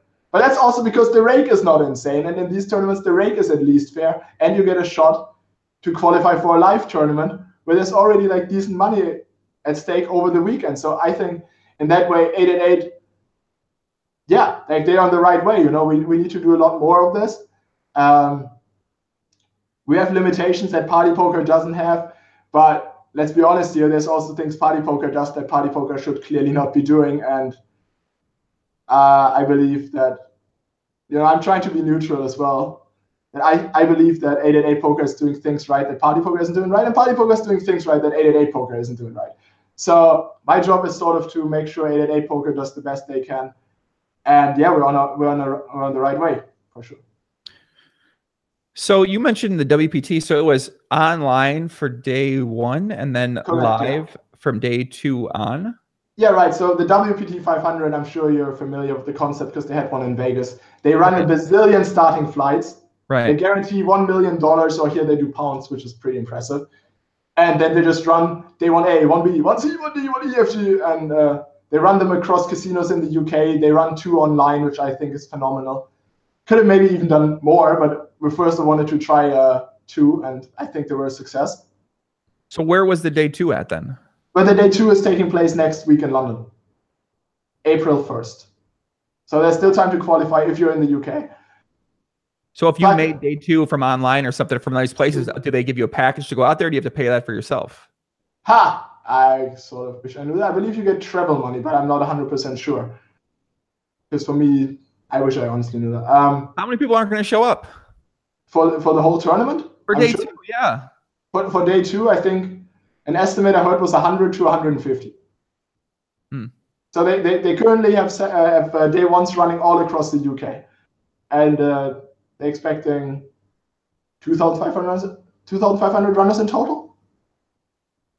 Sounds kind of, I mean, sounds like a fun idea. I don't know. But they did it at Aria, and it was a huge success. Even I played it this summer. It was fun for sure. Yeah. Yeah, I think they had a bunch of day 1s like on every weekend or something like that, or every Friday or Saturday they had day 1s. And the reason why it's great and why I was pushing for it so much when we first came up with the idea initially was because if you can play a day 1A 2 weeks before the tournament, then you can target people from all over the world, basically. Because if you have a day 2 stack in this thing, that stack is going to be worth a whole lot of money. It's worth enough money for you to fly to London, and therefore any professional player should probably have played this. Now, the reason why the thing didn't explode, it was just somewhat successful, was because we scheduled it on a Sunday where there was other big stuff happening across other sites, and some people didn't want to play it. But I still believe that for the recreational players, it was a tremendous tournament. People really enjoyed it, and that's why we had another one as well the week after. And people were playing from all over the world. I think that's what this should all be about. Yeah, I mean, it's definitely going to be a challenge for a site like an 888 to obviously ever overtake something like PokerStars. PokerStars just has so much. Their infrastructure is so strong, and the money being put behind everything is so good. So it is unfortunate to see the kind of changes that they are making there with the rake. And I do think these tournament changes are only the beginning. I do imagine there's going to be more very soon in other tournament formats. I just don't know exactly what they're going to do. But yeah, hopefully Party and 888 do make some sort of actual push here and provide a serious other place that players can consistently play on with good software and a lot of games to choose from. I mean, right on. This is something that I can say, and I'm very proud because it's a long time coming, and I've been the #1 advocate for a new 888 poker software. I've been pushing for this from pretty much day 1 since I've been in the company, and we're finally getting somewhere. And I I can say I got the okay from my boss to say this. We'll be releasing a new software this year. Ooh. And it looks good. I've seen it. And I'm going to be testing it sometime during the next weeks too. Well, I think what we've seen from live poker is now you got stars. Now they're trying new things out. They're actually trying to make their live series better because they are getting competition from PartyPoker, from 888. PartyPoker has the Barcelona thing coming up here. So they are actually getting that. And that's why they can't just completely slack on their live things and say, go fuck yourself, guys. We're going to hire the rake here. We're going to make this, absolute shit. I just want to quickly touch on the online aspect one more time is that, PokerStars is really dominating with what they're doing, but I think PartyPoker is doing great things to fire up the competition. And 888 Poker is doing great things too with, the software. And we're going to be competitive in a lot of ways that we can finally start running things that other sites already have. For example, progressive KO tournaments. We're going to be having those too. And yeah, I'm just really looking forward to what we have in store there. I think our tournament series is going to be better than ever. And all of that is going to be great as well. Now, when it comes to live poker, there's PartyPoker Live. You can say they're playing great. It looks nice with all their fancy guarantees. I don't want to fire shots at competitors, and I don't want to be. This is tough for me, right? Because I'm sort of friendly with the guys in charge. But let's just say that not everything they do is as good as it looks at first glance. If you dive deeper into it, there's been some clear issues here. For example, the rake in Rosverdorf has been an absolute joke, and there have been other things that were promised to us. And I'm going to give them some more chances. I'm going to be in Barcelona. I'm going to play this. But I don't think it's fair to just say, look at PartyPoker, they're playing great. Because if you just say this, then you clearly haven't looked into what exactly is happening. If you're a professional player and you look at the rake structure, you look at how they build their tournaments and all of this, you can, they're doing something and that's nice, but it's really it's never as good as it looks, It's not like PartyPoker has way overtaken PokerStars as the place to play. That's just not true. I don't think I would say that, but what do you think the rake is as higher on average? Because I guess for people that really know about this, people need to talk about it too on one hand. So if no one really mentions it, then there's always the rake, and then there's also the hidden 3% admin fee, and then you really just gotta admit that you're basically just playing somewhat fast tournaments that are designed to make people fire multiple bullets. They're sort of designed to make the prize pools bigger. And then they have less of a chances of overlay. So they're always like, oh, look, we have this big guarantee. But they have this big guarantee because a bunch of people are going to be in for 4 bullets, I'm willing to give this one more shot in Barcelona and see how it goes, because this looks very exciting. But really, it's not all just recreationals and new players that are in. Truth is, it's a lot of pros that are in for 4 or 5 bullets, and you're not going to be making any money of those. So while it looks like people should be taking shots at these, I'm not sure I could recommend that to anyone right now. But I'm looking at some rake structure for an event coming up in Barcelona. I didn't know the rake was so damn high in cash games. Holy fuck! Jesus Christ! I believe that's a casino issue, though. That's not PartyPoker. Okay, yeah. I haven't played any live poker at Casino Barcelona, but if they're taking $40 from a hand at 5,100, it sounds. Fucking rake, man. God damn it, man. The rake, rake, rake. It's always a rake in something, Dom. You got to pay a rake in every. I don't know, maybe there might be overlay, but there's overlay and everything. You know how many players are playing, but do you really know who paid the buy-in for those players? That's all I'm saying. No, seriously, okay. You see the number of players on the board, and you see they need 50 players to reach the guarantee, and then the next time you look, it's only 10 or something. Where did these 40 buy-ins come from? And is this really okay? Is this really the way we want to go down? During an online series, you have massive overlays, and then 5 minutes before registration closes, all your employees show up. Seriously, people.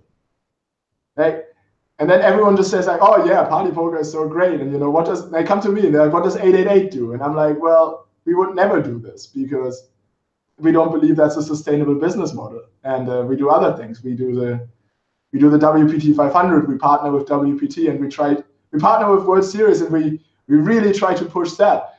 And yeah, you can say, it's fair to criticize 888, and internally I do a lot of criticizing. I'm very annoying to them, and I always say stuff, and it's just, yeah, I just had to say that.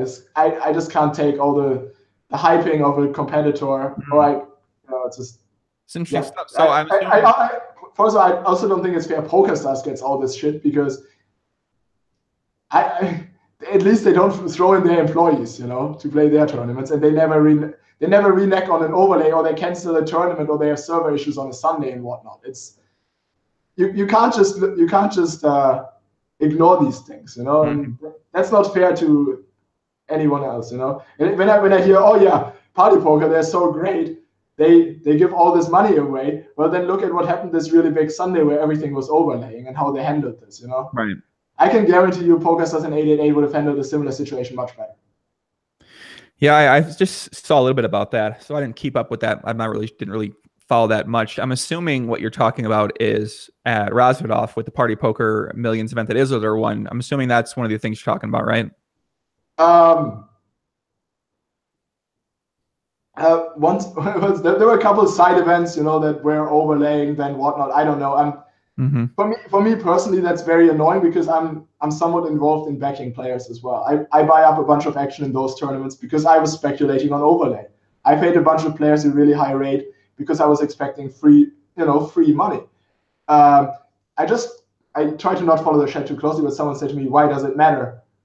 Well, the answer why it matters is simple. Is this overlay money, or is this a debt? Is this like one player who plays badly? One overlay is clearly more profitable for anyone involved. It gives back to the players. And if you look at some other tournaments where then suddenly the employees start playing, I don't even know where to begin. That's clearly terrible. It sets a bad precedent, and I don't think we should be supporting this. I would much rather have smaller guarantees if that's the option. And yeah, where else do I want to go with this? No, I wasn't just talking about Razvedov. I was talking about mostly what happened online. Okay. It's kind of interesting idea though, is that if it's going to overlay, we're talking live here, so we're talking live. If they're going to be a tournament live, but then the site decides, okay, we're going to put more players in to fill this overlay, or maybe we'll give them a free roll or something like that. Like, is that a bad thing? How bad is it, or why is it bad? I mean, I think that's kind of an interesting thing to think about. Is it? Well, I personally think it's very bad. Yeah.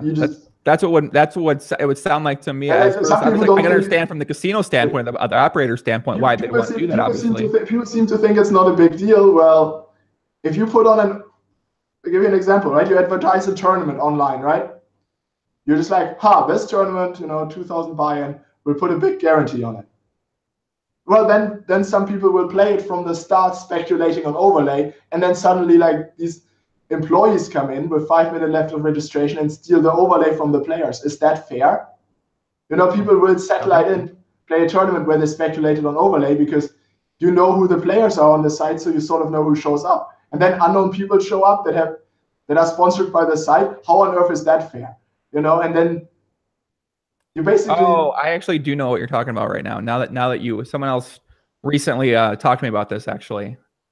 Yeah, privately. Of course, and I it sort of annoys me that this doesn't this is sort of so people don't see it as a big deal. It is a big deal, and for me personally, it annoys me even more because I represent a competitor where I have brought this up, and the opinion is crystal clear. We would never do this because that's not honest. That's not honest. If we put on a guarantee, we honor it. If 50 people show up, we honor the stupid guarantee. It's expensive, but it's like we would never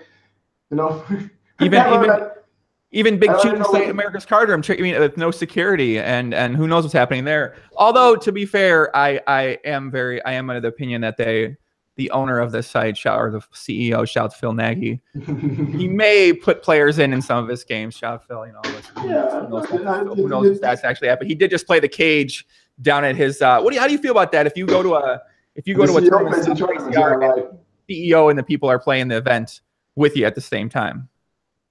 That's pretty much what I just said, right? I don't think that's okay. Yeah, certainly a little bit fucked up. Seems what if they win? Like I'm not accusing anyone of cheating by any means, you know. Like, well, I'm happy the ACR of cheating personally, so yeah, okay. I wouldn't put it past me if you were anyone doing but something. ACR. No, ACR, yeah, they cheat always, but no, it's okay. Not that way. I'm not accusing PartyPoker of cheating or anything. I'm just saying, if they buy in these people and one of them wins, it looks super bad. Like it looks super bad to me already, who does a bit of research, you know. I missed PartyPoker Punta Cana, and afterwards I did research. I was like, what's their overlay? Because obviously I'm quite involved in the backing scene. When I buy people, I need to look at the field. And then I see a bunch of employees, and I'm like, that's weird. There was no overlay. Why is that, you know? Who shows up in Punta Cana? Well, I tell you who showed up in Punta Cana, the employees. And it's really not fair. I'm bringing out FBI Poppy. I want to go on the investigation here. Now I want to, because I've heard a little bit about this from a couple of people before, but now I kind of want to know more about the whole employee thing. Well, I mean, it's a strategy they choose. You know, they go up there with their big guarantees. But all I'm saying is, I think it would be a much better strategy to go easy on the guarantees, and therefore let the players play with, you know, let the players play. So what are you going to kind of be looking out for at this Barcelona event coming up here? Barcelona. I'm somewhat excited for it. I'm not gonna lie. We heard there would be a lot of recreational players, and I'm looking forward to compete in some 25Ks. Playing some, there's 100K I'm going to be playing, and yeah, I don't know. I hope they keep their promises that there's a lot of recreational players.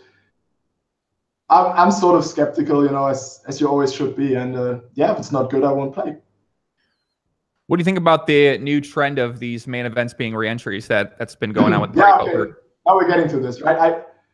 I don't like how these tournaments are set up in a way where people are going to be in for more than one bullet on average. I think it's terrible for the game. You know, I think you gotta somehow protect the recreational players. I think if you do 40-minute clock starting with 100 BB, everyone's going to get buried. You know, you're going to be in for 4 bullets, 5 bullets. And that's just the way they reach their guarantee prize pool. Now, for me, as a backer, that kind of sucks because like people want to play and people come to me, they're like, Dom, pay me this stupid markup. And I'm like, no, this is not going to be soft. I'm not paying you 1.4 and whatnot, right? And yeah, and from that perspective, I'm somewhat skeptical because I cannot be making a lot of profitable buys. But for me, I mean, for me personally, I don't mind too much if I have to play a random PartyPoker employee. I'll just play. The guarantee is still there, so it's somewhat good tournament. I'm just not going in there anymore thinking there will be overlay. That has changed. You know, now I'm going to go in there and say there might be a lot of bad players in there, but there's not going to be overlay. And I will go in there fully aware that I might be in for 4 or 5 bullets. But for that reason alone, I'll not be buying a lot of people. I'll just be keeping my own action and buying some really good players. And then hopefully it turns out well. It's just the image of this whole, wow, this is so big, there's going to be huge overlay. That is just sort of gone. What do you think about just the overall trend of the reentries for the main events? Because PokerStars, I think, just added it for a couple of their events too. It seems like that might be the way that they're going to go for their main events. PokerStars did it in Sochi, and I think it's fine. I think that is fine as long as the structure is reasonable, right? If you do 40-minute clock and you do turbo structure on day one where you have 100 big ones or something, I mean, then you're going to be forcing a lot more re-entries, and then you're getting sort of back into super high rollable China territory. Not quite as extreme, but to some extent, you know, you're going to be forcing re-entries. And do you really want to do that to your recreational players? I don't think so. I can sort of be okay with what PokerStars is doing because it's reasonable. You know, it's capped 1 re-entry per starting flight, as far as I know. That's how we do it at 888 as well. And I think that's fine. One re-entry per starting day, you know, just so it doesn't get out of hand. But once you allow re-entries until like 10, 15, or even 20 big blinds, things get out of hand. And when you're in for like 5 bullets or something, I don't know. I don't know if that's the direction we want to go down just to keep the prize pools high. I think that's the wrong way to do it. I think we're going to be breaking our recreational players too fast if we do that. Yeah, it seems like it's going to be interesting to see if that becomes the norm, because I think if Party Poker does it and it has a lot of success and they have these big prize pools, well, then other tournament series are going to follow that same suit, and then it might become a thing where all of the tournaments are reentries. I mean, I don't know. Is that what should be? I don't know. I mean, I'm just not. Right on. I don't think anyone in the industry from the operational side likes reentries. You can't deny the fact that they're bad for the recreationals. They're terrible for the recreational players. They make them lose so much faster, but at the same time, they've unfortunately almost become a necessity, because imagine you're a small site, you run your tournaments, and then there's a competitor site that runs much bigger tournaments but with unlimited re-entries or higher rake PokerStars. If you're a recreational player, you always tend to go to the biggest prize pool. It's just natural, right? You look at where you can win the most money. That's the recreational player mindset. Then the smaller other side is sort of forced to also have re-entry, because if they don't, they cannot compete at the prize pool level at all. I get that. I get why PartyPoker is doing re-entry. I get why 888 Poker is doing it. And it's sort of because they need to compete on the prize pool level with PokerStars. And for the moment, it needs to be done, but it's clearly not what any operator wants. They understand that it's not best for the players, but PartyPoker went with the massive prize pool strategy at all costs, and 888 Poker sort of went with the big prize pool strategy, but a slightly lesser cost. And the re-entries, unfortunately, are quite necessary, I think. Yeah, rebuy tournaments everywhere. You're right. It does seem kind of like pretty expensive for a player. What are you going to do, right? If you can play a $10 tournament with a $100,000 prize pool, or a $10 tournament with a $20,000 prize pool, you always go to the bigger one. That's just what a recreational player does, and it's sort of tough to change that, Yeah. I guess we'll see what happens with it. My buddy Ongun's in the chat. He says, "What up, Dominic? Was the first guy I didn't know personally who bought a piece of me." Do you remember Ongun? Yeah, I do. Yeah, Ongun, very GTO guy to buy a piece of. Guys, if you ever want to buy a piece of somebody, I would suggest Ongun. He is, he's a very smart guy, very hardworking guy, and I think I actually bought him in the Punta Cana thing I was raging about or something. I bought him in some Party Poker. Oh, in the Punta Cana? Yeah.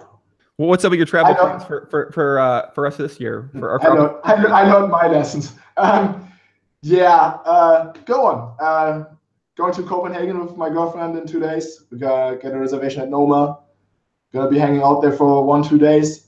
Then I'm gonna go to 888 live WPT 500 thing. Gonna attempt to make day 2. Gonna be doing commentary for that thing on Monday. Back home on Tuesday. Couple days at home. Then I'm gonna go Barcelona, as I said. And then it's sort of up in the air. I'm sort of looking at Monaco. I think that's always great. Then there's Montenegro. You're putting on another 1 million buy-in. I'm going to be playing that. And then it's already time for Vegas. What 1 million? What? 1 million Hong Kong. So 130 US. Okay, I'm going to start saying everything in Hong Kong dollars too. I love it. I love it too. I have so many million Hong Kong dollars stashed away in my account. It's unbelievable. Where are they at? Wait, where are these Hong Kong dollars at? Sun City Deposit. No, I don't even know. It's somewhere in Macau. What do you mean, know where your money is at? What are you talking about? You just have random Hong Kong dollars spread out around the world? I cashed a tournament for 13 million. I won other stuff. Of course, I have money lying around there. Yeah. They don't let you just take out 30 million or transfer it somewhere there? They make you keep it there? I don't want to fight. One thing PokerStars did also was you can no longer get paid out on PokerStars when you cash a tournament there. So now I have even more Hong Kong dollars lying around there. I know you're saying that sarcastically, but it's really annoying too. It makes these stops a lot less attractive if you have just a bunch of random money lying around and you don't know how to get rid of it afterwards. So they don't provide a service for you that will help you. No. They've asked and they said, no, we can't do anything about it? I mean, I think you can wire it to your bank account, but you get charged big stuff. But why doesn't no one talk about these things publicly? I don't understand. If I was playing, I would be like talking about these things. I don't get it. I think I would. There's one way to do it, which is to leave it on deposit, and then you can sort of send it to your friends, and you can buy into the Montenegro tournaments. So that's fine and whatnot. Those guys are really good to deal with. But yeah, I don't know what service I would expect from a casino in Hong Kong to send me money. What if you're a guy that doesn't have friends to buy into other tournaments there, and you want to just take your fucking money and you don't want to have to pay a huge vig to wire it like that? I don't know. It doesn't make sense. Yeah, good question. I don't know. Yeah, it doesn't make much sense that they wouldn't have some sort of poker. Why would they? I don't know. Clearly not necessary. Why would they help you get your money out of a foreign country that you don't live in when you went there to play the tournament seriously? I mean, I don't know, I guess. Very prestigious tournament series as well. So. Noob Neil says this is where crypto comes in. Okay, send me someone to Macau to trade me Bitcoin. I'd be happy. I would hand him the millions. I think Doug could do that, actually. Doug, the Supreme Leader, Doug. I think Doug has people in every country now that will. I mean, I wish this was where crypto comes in, but it's really not that easy to get people to trade you crypto in Macau for Hong Kong dollars. Because at the end of the day, no one wants the Hong Kong dollars. Why not? Yeah, because people already win money there. People don't need money there after the tournament is over. It's done. All the white people go there and take the money. Why would anyone need Hong Kong dollars? Yeah, do you know J-Mo? Are you friends with Jason Mo? Yes. Yeah, I feel like he'd be able to help facilitate some. No, I asked him, I think. He said, "Man, well, if J-Mo says no, I mean, I don't know." I said, J-Mo, I got a bunch of Hong Kong dollars. They're like you, or he's. I don't know. I feel like he's not. It's actually not that easy. Yeah. I don't know if didn't he always hate didn't he used to fire shots at the Germans before? Maybe it was the German, mainly online guys. J-Mo and I have always been cool. Yeah, I think it was the online guys. I don't think it was like the newer. I think it was the generation before me. Yeah. Like, yeah, I remember those guys though. So. No, I'm not very friendly. See some questions from the chat out there, guys. I see Alex. Right. Alex Kaz. He said, "Can I get a drink with you this summer, Joey?" Yes, you can. Even though I'm gonna try not to be too bad this summer, guys. Last summer I reset my life for about 7 months, so I'm gonna try not to do that again. So that means no going out 3 nights a week, 4 nights a week, and get out of line. What's your summer plan when you come out here? Are you just planning to play a bunch of tournaments all the time? Oh, as I said, I'm coming in very early. Either WPT area, if I can fit it in, or I'm just going to be there for the Tournament of Champions. I'm going to play a bunch of high rollers. Hopefully play the Super High Roller Bowl if I get in. Mm-hmm. And yeah, just play a bunch of stuff. Sort of undecided if I want to take a break in the middle. Tournaments are always really, really good, so I probably find it hard to take a break. We'll see how it goes. There's always, maybe I'll take a break, maybe I won't. And then afterwards, just go back home and hang out for a bit. But I'll be playing a bunch for sure. Are you getting a house with the other German guys? No, probably. As soon as I figure out how long I'm staying, I'm just going to probably just stay at Vidara with my girlfriend. That's it, yeah. Yeah, I think Vidara is always a good option. I stayed there a couple times. And yes, it's all right. Especially if you're with a girlfriend and you don't want to stay in a house with like 10 other fucking dudes and stuff like that. And we did that before. That was actually all right. Other than that, the house was miles away, but it's fine. Yeah. But I can't do it anymore because now I have all these ARIA tournaments and I actually need to be on time. And I cannot be on time if I'm like half an hour away. It doesn't work for me. Mm-hmm. You know, drive in, park the car, and then I'm late, and then I have to pay $1,000 rent because I'm late. And it's just like, no, I couldn't take this. So we're just doing Vidara, very relaxed, get to have breakfast every morning, then go play. And that's that. Yeah, I really love the convenience of that place, just right in between the Bellagio and Aria poker room. And even to get to Rio from there too, it's super easy to get there. So yeah, for sure. Yeah, I like that place a lot. Shout out to Vidara, man. Yeah, I wish I moved to City Center. I moved at a different place that's down the street on the Strip, but City Center, kind of in there, they have condo buildings that are right in front. They have Vidara, or sorry, they have Veer, and then they have Mandarin, and kind of like right in the action. I feel like I might die if I lived there. So I live just enough down the street to not have to worry about dying in the action. But I don't know, because so many people come to town and they all want to go out, and I'm glad I don't do that. Alec Horgan says, Joey, can we do Molly and hit the clubs? Yeah, have fun. No, I don't know. Just get back in touch with me in summer. We'll see my life. I'm being in line, guys. I'm being a good person. I'm trying to be happy. I'm trying to stay positive, even though, you know, sometimes we have conversations with people who aren't necessarily happy and positive, people that make us want to fucking strangle them. But, you know, that is what it is. So it is what it is, I guess. Are you playing a lot of online poker right now, Dom, too? Or are you just mainly going to focus to live? Well, I just got back from Macau. So there were 2 weeks where I obviously couldn't play online because of the time zone. Yeah, I play a lot online. Recently, I've been playing a lot of cash games, 25-50, mostly heads up. Yeah. On 888 or poker or on PokerStars? All sides. All sides. All sides, yeah. Yeah. It's tough to get heads up action on 888. Ring is sort of not as fun for me. Yeah, and also I play tournaments, obviously. You know, I play all the big stuff every Sunday and occasionally Tuesdays as well. So how does the relationship fit in with all this poker grinding? So it sounds like you're pretty much heavy on the grind or playing or studying or working at your game. No, that's actually, it's all right. She's really cool. We've been together for almost 4 years now. And yeah, no, she comes with me most of the time, unless she has other things that come up. And yeah, she started playing a little bit herself. So she kind of crushes the lower stakes tournaments while I play the higher stakes stuff. Is she German? No, she's French. So a French girlfriend that's crushing the micro stakes tournaments? Yes. It's gonna, you know, give her a year or two, but yeah. Damn, okay. Did she ever ask you to take over? No comment.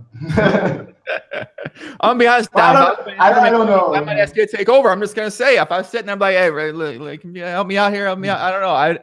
I'd be tempted to if I were to get the input of one of the best players. I'd just be tempted. I mean, there's been more than one time where on a Sunday she has outgrinded me. You know, I closed the last table, she still has 3 tables up. It has happened before. Jesus, my God, kind of. Yeah, that's yeah. You're building a young beast over there, man. Yeah. And in my defense, so that was the Sunday where PartyPoker crashed, and I didn't want to play anymore. I feel that. What do you think about Kristen Bicknell? Kristen Bicknell's been playing a lot more of these high rollers. She's been having a little bit of success lately on those. What about her? Online player. What do you think about her? What about her? What about her? I mean, what do you think about her game? What do you think about her? Okay. Oh no! All right. Fuck sakes. Now this is not fair because I'm very friendly with Chrissy and I play against her a lot too. Yeah, I mean, she's obviously not been around for a very long time. Mm-hmm. And yeah, she's been. I've not played with her that much. I only played with her for like 10 hands in Macau and read a couple hands she played and. Yeah, I mean, it's always hard to judge people's play when you don't play with them a lot, you know? There are a couple of things that I would have played differently and whatnot, but that can be said about anyone for sure. And she seems good for sure. Yeah, I think it's great for the game if potentially she can continue to have success in these high stakes tournaments, because if people get to see a woman doing that too. I mean, I feel like Chrissy's she's got a great personality. We're gonna have our podcast sometime coming up here, hopefully sometime soon. I mean, I don't know. We'll figure out when, but get her on. Yeah, because I've known her for a long time because she used to play online. I think she started playing NL online right when I switched to PLO. I think like in 2010 or something like that. But she got Supernova Elite a few times, and she was always just mysterious. Like we're always like, is he actually a woman? No, she's probably not a woman. She played so much volume, and then she started playing live, and already been having a bunch of success in these different tournaments. So kind of cool. I'm excited to see exactly what might happen with her. What is impressive about her is simply how quickly she came up to the high rollers. Right? She was a cash game player, and then she won a bracelet. She won a bracelet again. Obviously, she's been on a fantastic run, and now she's taking a shot at. Like I saw her even in the super high roller in Macau. So yeah, we'll see how that goes for her. I like her. She seems good at poker as well. Yeah, I look forward to playing against her more. You know, we'll see how it goes. Mm. We're talking about Kristen Bicknell, Alan B in the chat. Kristen Bicknell. Nicola said. Or Lee Min Tuan, is he playing the big one for one drop, the $1 million buy-in tournament? Yes. What do you think about the high rake with that event, and when it comes to deciding to play or not? There we go. Okay, first of all, for me, it was never. I mean, I always wanted to play that thing, and yes, the rake is high, but obviously it goes to charity. So I'm sort of okay with that in that instance. I I like what one drop is doing. With all of these things being said, also, I won the one drop in Rosvadov, and I'm an ambassador for 888 Poker. So all these factors, they come into play when deciding whether to play this tournament as well. So for me, it was a snap decision to play the 1 million one drop. I've wanted to play it since I saw Dan Coleman win it. And I fortunately have the backing crew behind me that says, you're one of the best, go play that thing. So for me, with all the other factors, they sort of outweigh the rake for me. So I can justify playing it in that instance. I'm not delusional enough to think that this is a fantastic tournament where I'll be making a lot of money. I think, yes, the rake is high and it's going to be tough to be winning. But if there's a few recreational players, some not so good pros, maybe we throw in Phil Hellmuth in the mix and whatnot, some similar pros, I would like to think that I'm winning, and I'm very much looking forward to it. It should be a fun tournament for TV. I'm excited for it, man. Anytime you get $1 million tournament like that, you're going to bring out the businessmen. We saw in the past with that $1 million buy-in, the amount of businessmen that were brought in there, the amount of top names, of popular players out there. So I feel like it's a great mixture. I don't know if it's going to be streamed with Poker Central this year. I don't know either. Yeah, I don't. I think they might be shooting something for ESPN, but I don't know if it's also going to go on Poker Central, if that's after the fact. I do hope so, because it would be great to see a tournament like that. But yeah, I don't know. It'd be great. I agree. It is great to have the backing crew, Dom, that would say, yeah, don't worry about it. $1 million tournament, you're in. Let's get it. Yeah, I mean, what can I say? For them, the higher the buy-in, the better. For me, the higher the buy-in, the better. I don't know. How much money these guys got, for fuck's sakes, man? What do they own? They own Germany or something like that? They just got a higher million. We own Poker Germany, yeah. No. $1 million. Okay, let's put in Rainer, put in Stefan. How many Germans are going to play that event, you think? I believe Stefan and I were the first to put down the deposit, and not 100% sure if Rainer put down the deposit. I want to say yes. Yeah, I think Rainer too. And Christoph. And Fedor. Yeah. Fedor's got to play that. Fedor, man. Yeah, Fedor plays it for sure, yeah. Yeah, we're going to Fedor on the podcast again tomorrow, guys. I'm actually going to be doing something with Gus. I'm going to record it, though. It says it's going to be live, unfortunately. Fuck, maybe I'll do it live anyway. But we're going to be recording something about maybe Gus will play 30 minutes. He's maybe we'll get Gus in the mix, too. Yeah, get Gus in the mix, I mean, thinking of other people that are going to play, I think Negreanu is probably going to play as well, right? Hellmuth is always going to play. You get a decent mix of people. I don't think the Supreme Leader, Doug Polk, maybe we get the Supreme Leader in there. I don't think so. I don't think he's going to play either. I think we talked about this, actually. He said, he told me that he thought the rake's too high, so he's not going to play. So, oh, well. What's the rake, $111,000? Something like that, yeah. Fuck, dude. Yeah, I know. And it's gone. But no, it's... Jesus Christ, man. Yeah. Guys, give me some other questions from the chat here. Nicola said, what launched Dom's career? We kind of talked about that right at the beginning, Nicola. The truth is, basically, as long as there's enough recreational players, you can sort of beat that rake, Well, that's kind of that's the issue always with rake, and that's like when you have some of these Asian sites that have super high rigor cash games. The question is, should you play it? Well, can you beat it? Well, how do you know if you can beat it? Well, that's interesting. How do you know you can beat it? That's true. So when you think about when you're factoring in, how do you know you can beat this tournament? How do you know that you can beat a $111,000 rake tournament, $1 million tournament? What are your factors that go in place for you to figure that out and decide if you are winning or not? The truth is, you gotta estimate how many fish you need to be winning, because even if you have a small edge against other pros, certainly not enough to outweigh that rake, right? So you need like 1 to 2 fish per table is what we said. And then I said, do we expect those players? Yes. I think World Series, they draw enough fish, so yeah. We shall see. Maybe I'm completely wrong and it's just a rec-only tournament. Well, then... I don't think so, because that $1 million thing brings out the special, because we've seen in the past, there's like the special guys come out. They don't come out for anything, but $1 million, they like, like all the California people and some of the really successful Middle Eastern people that are close with one drop as well, too. And that's what I'm saying, right? Because I think it's going to be great. I think there's going to be 2 fish per table, and then it's amazing. Leon will be in the mix, I'm sure, too. Yes, Leon will be in the mix. I'm pretty sure Leon will play that, too. Leon's going to have he said he would play, yeah. What do you say about Leon? He said he will play. I talked to him. He said he'll play.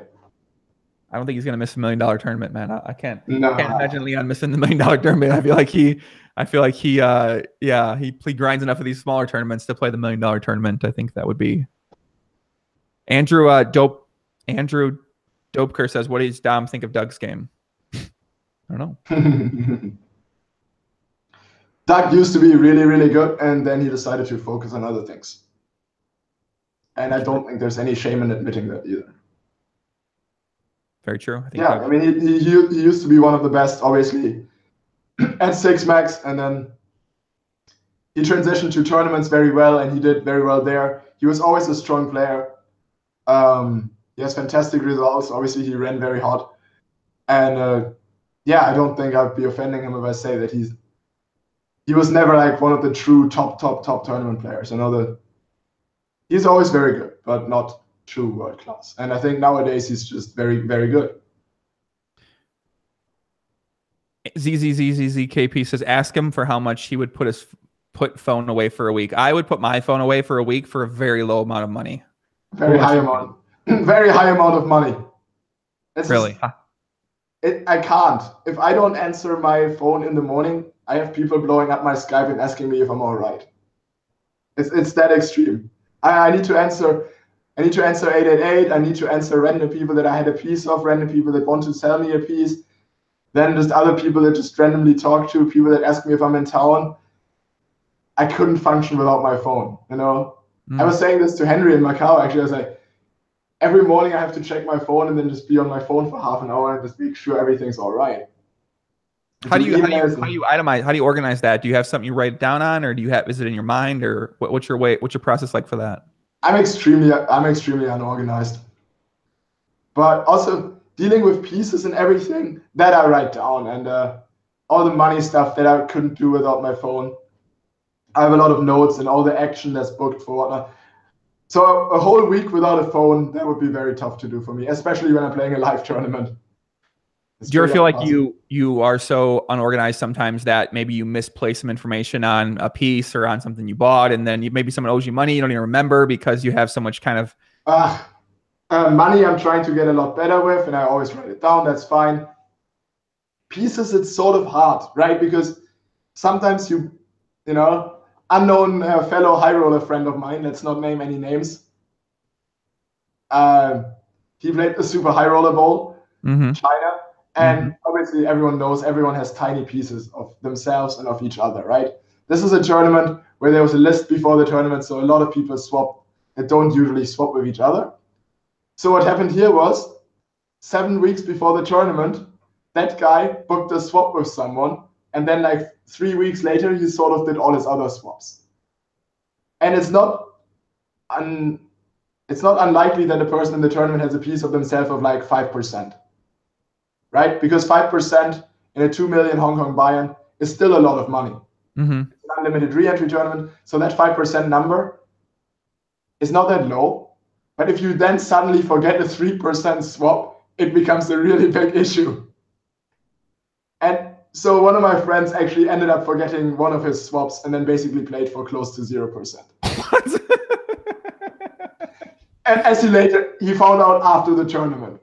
After one of his swaps messaged him and said, hey, how would you like to be paid? And then the guy just said, we have a swap.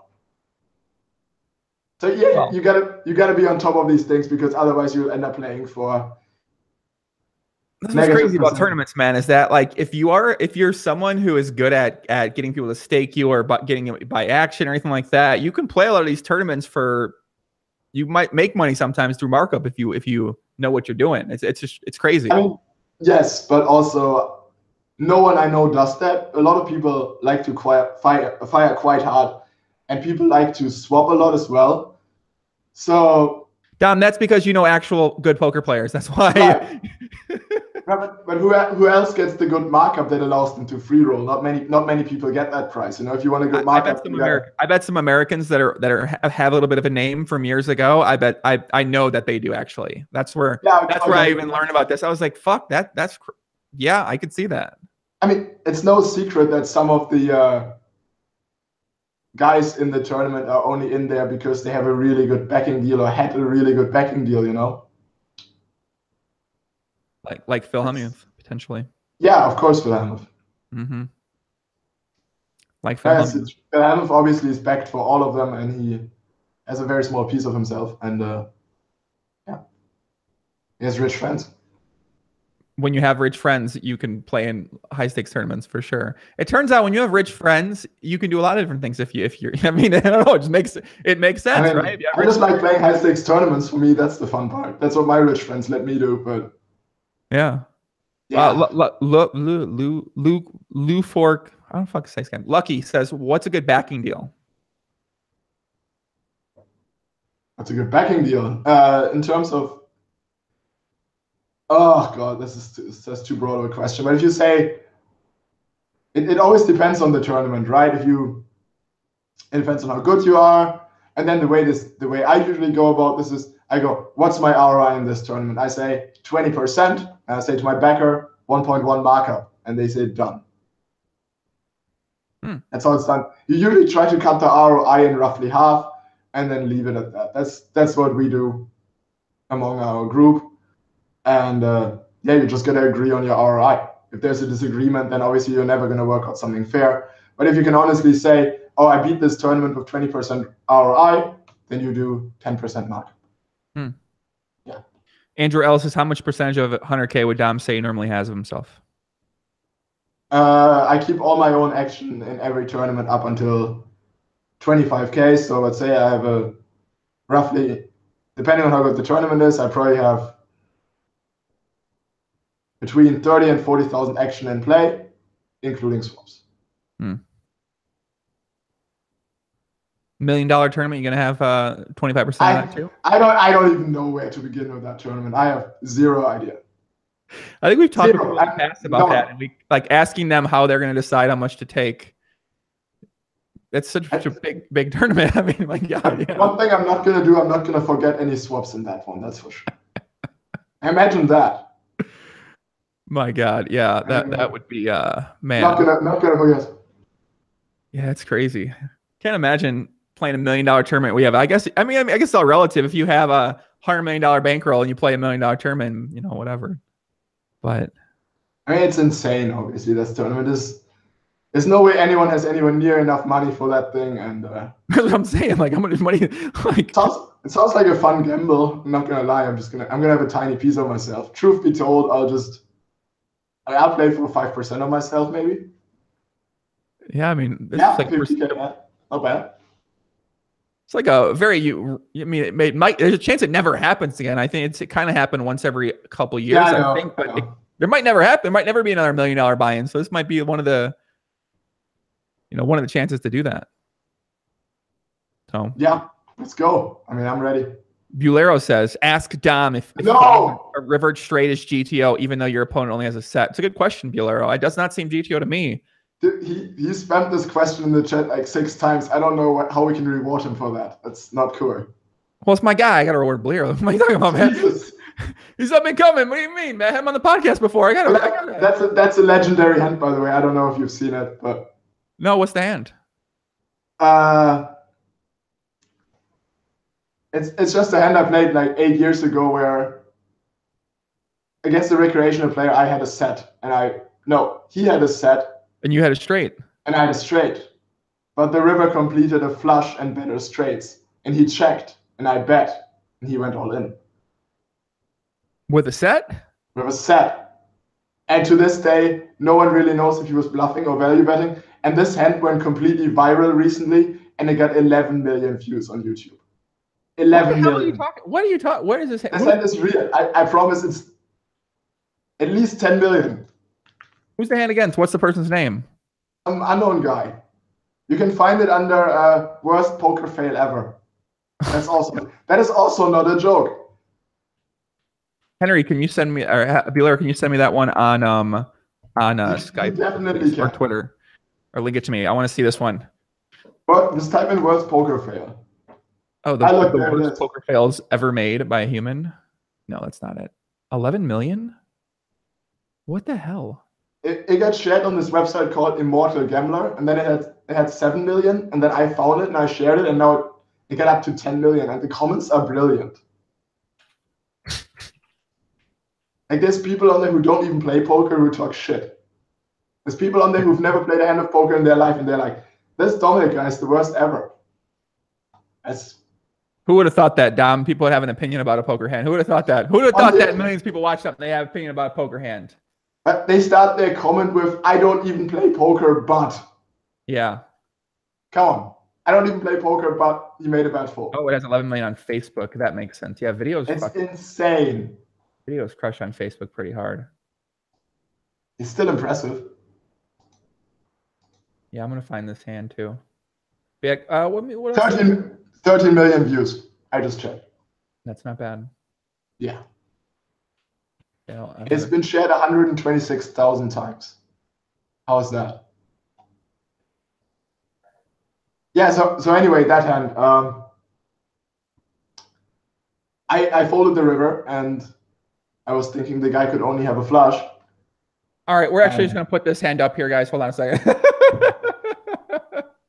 There's no audio for it, but we're gonna put it up. All right, so here we go. So here's the hand that Dom's referencing. Yes, we're going to the river. Awesome. So I think this is Dom's opponent, or it could be Dom back then. I'm not 100% positive. Wait, which one's Dom here? No, hold on.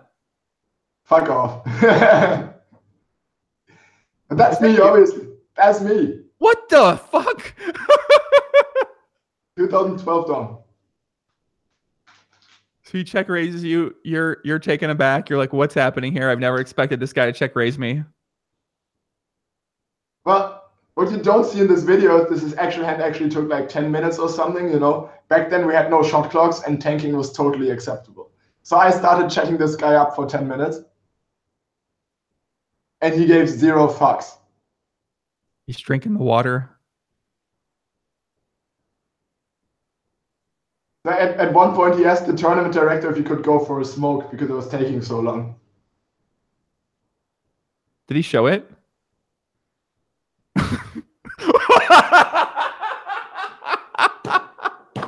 Why? Oh my god. Dude, your face is epic. Oh my god. Oh my god. That is your face you make is amazing.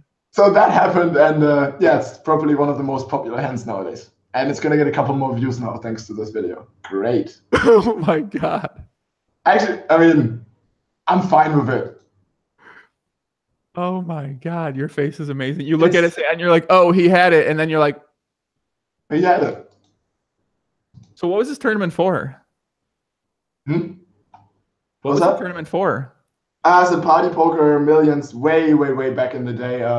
It was a sit and go to get into the PartyPoker Premier League. Maybe, yeah, I don't know. Maybe I think he was bluffing, but he might not have been. I don't know. I've seen some recent play like that at Potman Omaha where I wasn't sure if the person was bluffing or not. And I was like, wait, is he? I mean, to this day, I still don't know. Why don't you just get in touch with him? I would message him and say, hey, were you bluffing me or not? I don't know how to get in touch with him. What's his name? Can we find his name? Let's message the guy and figure out if he's bluffing you or not. I'm serious. You might remember. Okay, can someone in the chat stalk the guy down and just like figure this one out? Find this guy's name. I'm serious. I find all sorts of random people, man. Please do. If someone finds out if the guy, just message him and say Dominic really wants to know. Yeah, it's been long enough. It's 6 years now. I've had enough. I need to know. And he was obviously value betting. Come on, guys. There's no way he was bluffing. I'm gonna put that hand out there. We gotta put this out there on social media too. We gotta. I don't know, man. I don't know. That's a good hand.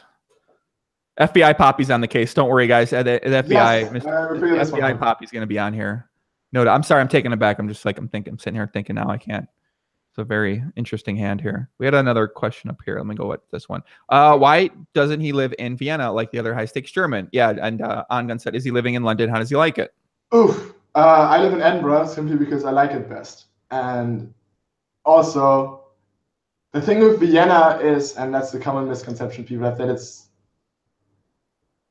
no one really knows if it's tax-free. There's been a few.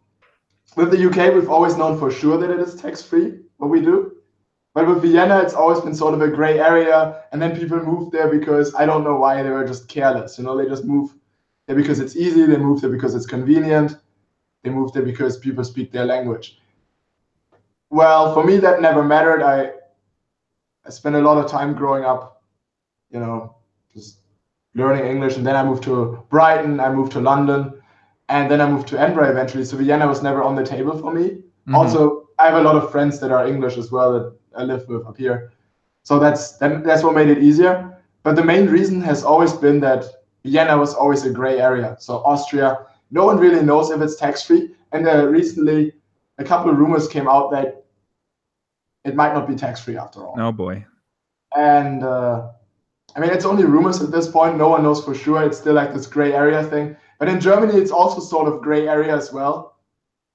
But just that a few things have happened there. So to my knowledge, no one has gotten in any trouble yet or anything in Vienna. But in Germany, a couple of people gotten into trouble. And then everyone moved to Vienna. But just because no one has gotten into trouble doesn't mean it's tax-free, right? That's not how it works, unfortunately. But in the UK, it's confirmed tax-free. That's why I live here. It's also nice. I love it here. The young prince. Better watch his back. Federhold better watch his back. You want a nickname like that, Dom? Do you want me to give you a nickname like the young prince? Go ahead, whatever. Well, you've always been Mr. 888 Poker to me, so I don't know. I like being Mr. 888 Poker. That's good because then Tonka is not a patch here. You don't have an 888 Poker patch on. The Stars guys would wear a patch on the podcast. Maybe I should have had one on. I gave 888 Poker plenty of shout-outs throughout, so. That's true. They're gonna fire you, man. I don't know. They're gonna be. They're not. They're gonna be. I'm sure that's cool. I just got back from 2 weeks of playing poker with the 888 patch on and doing plenty of stuff. Dominic, never a Nitsche. No. This is just me hanging out at home. I don't wear my patch at home. That's a nickname. Dominic, never a Nitsche. I don't like it. Why?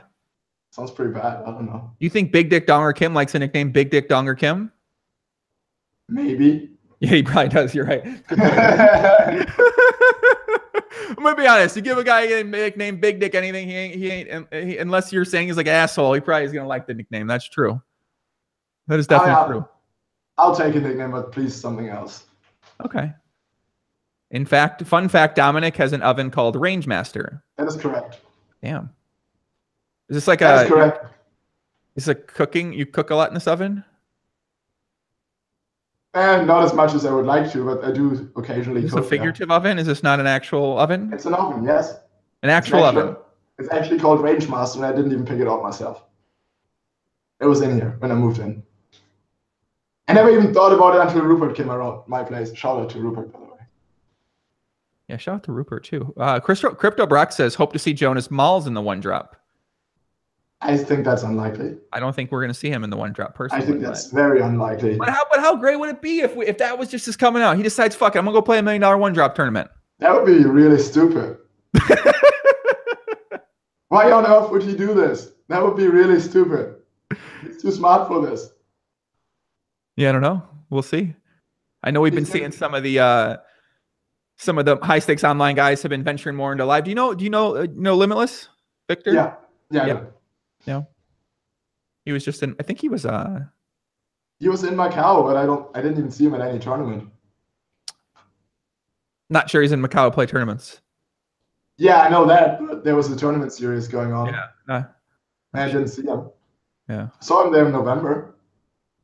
He's been there for a while. He doesn't leave. Macau, they got poker in Macau, Dom. It's crazy. Yeah, I heard he's stuck there for sure. Yeah. They got poker out there, man. It's crazy. You go play with OT Barry Baron and Linus online. You go to Macau. You're like, I'm going to play some more Macau. It turns out, if you want to. I mean, sure, but the Macau games, there's other things that make me not want to play there for sure.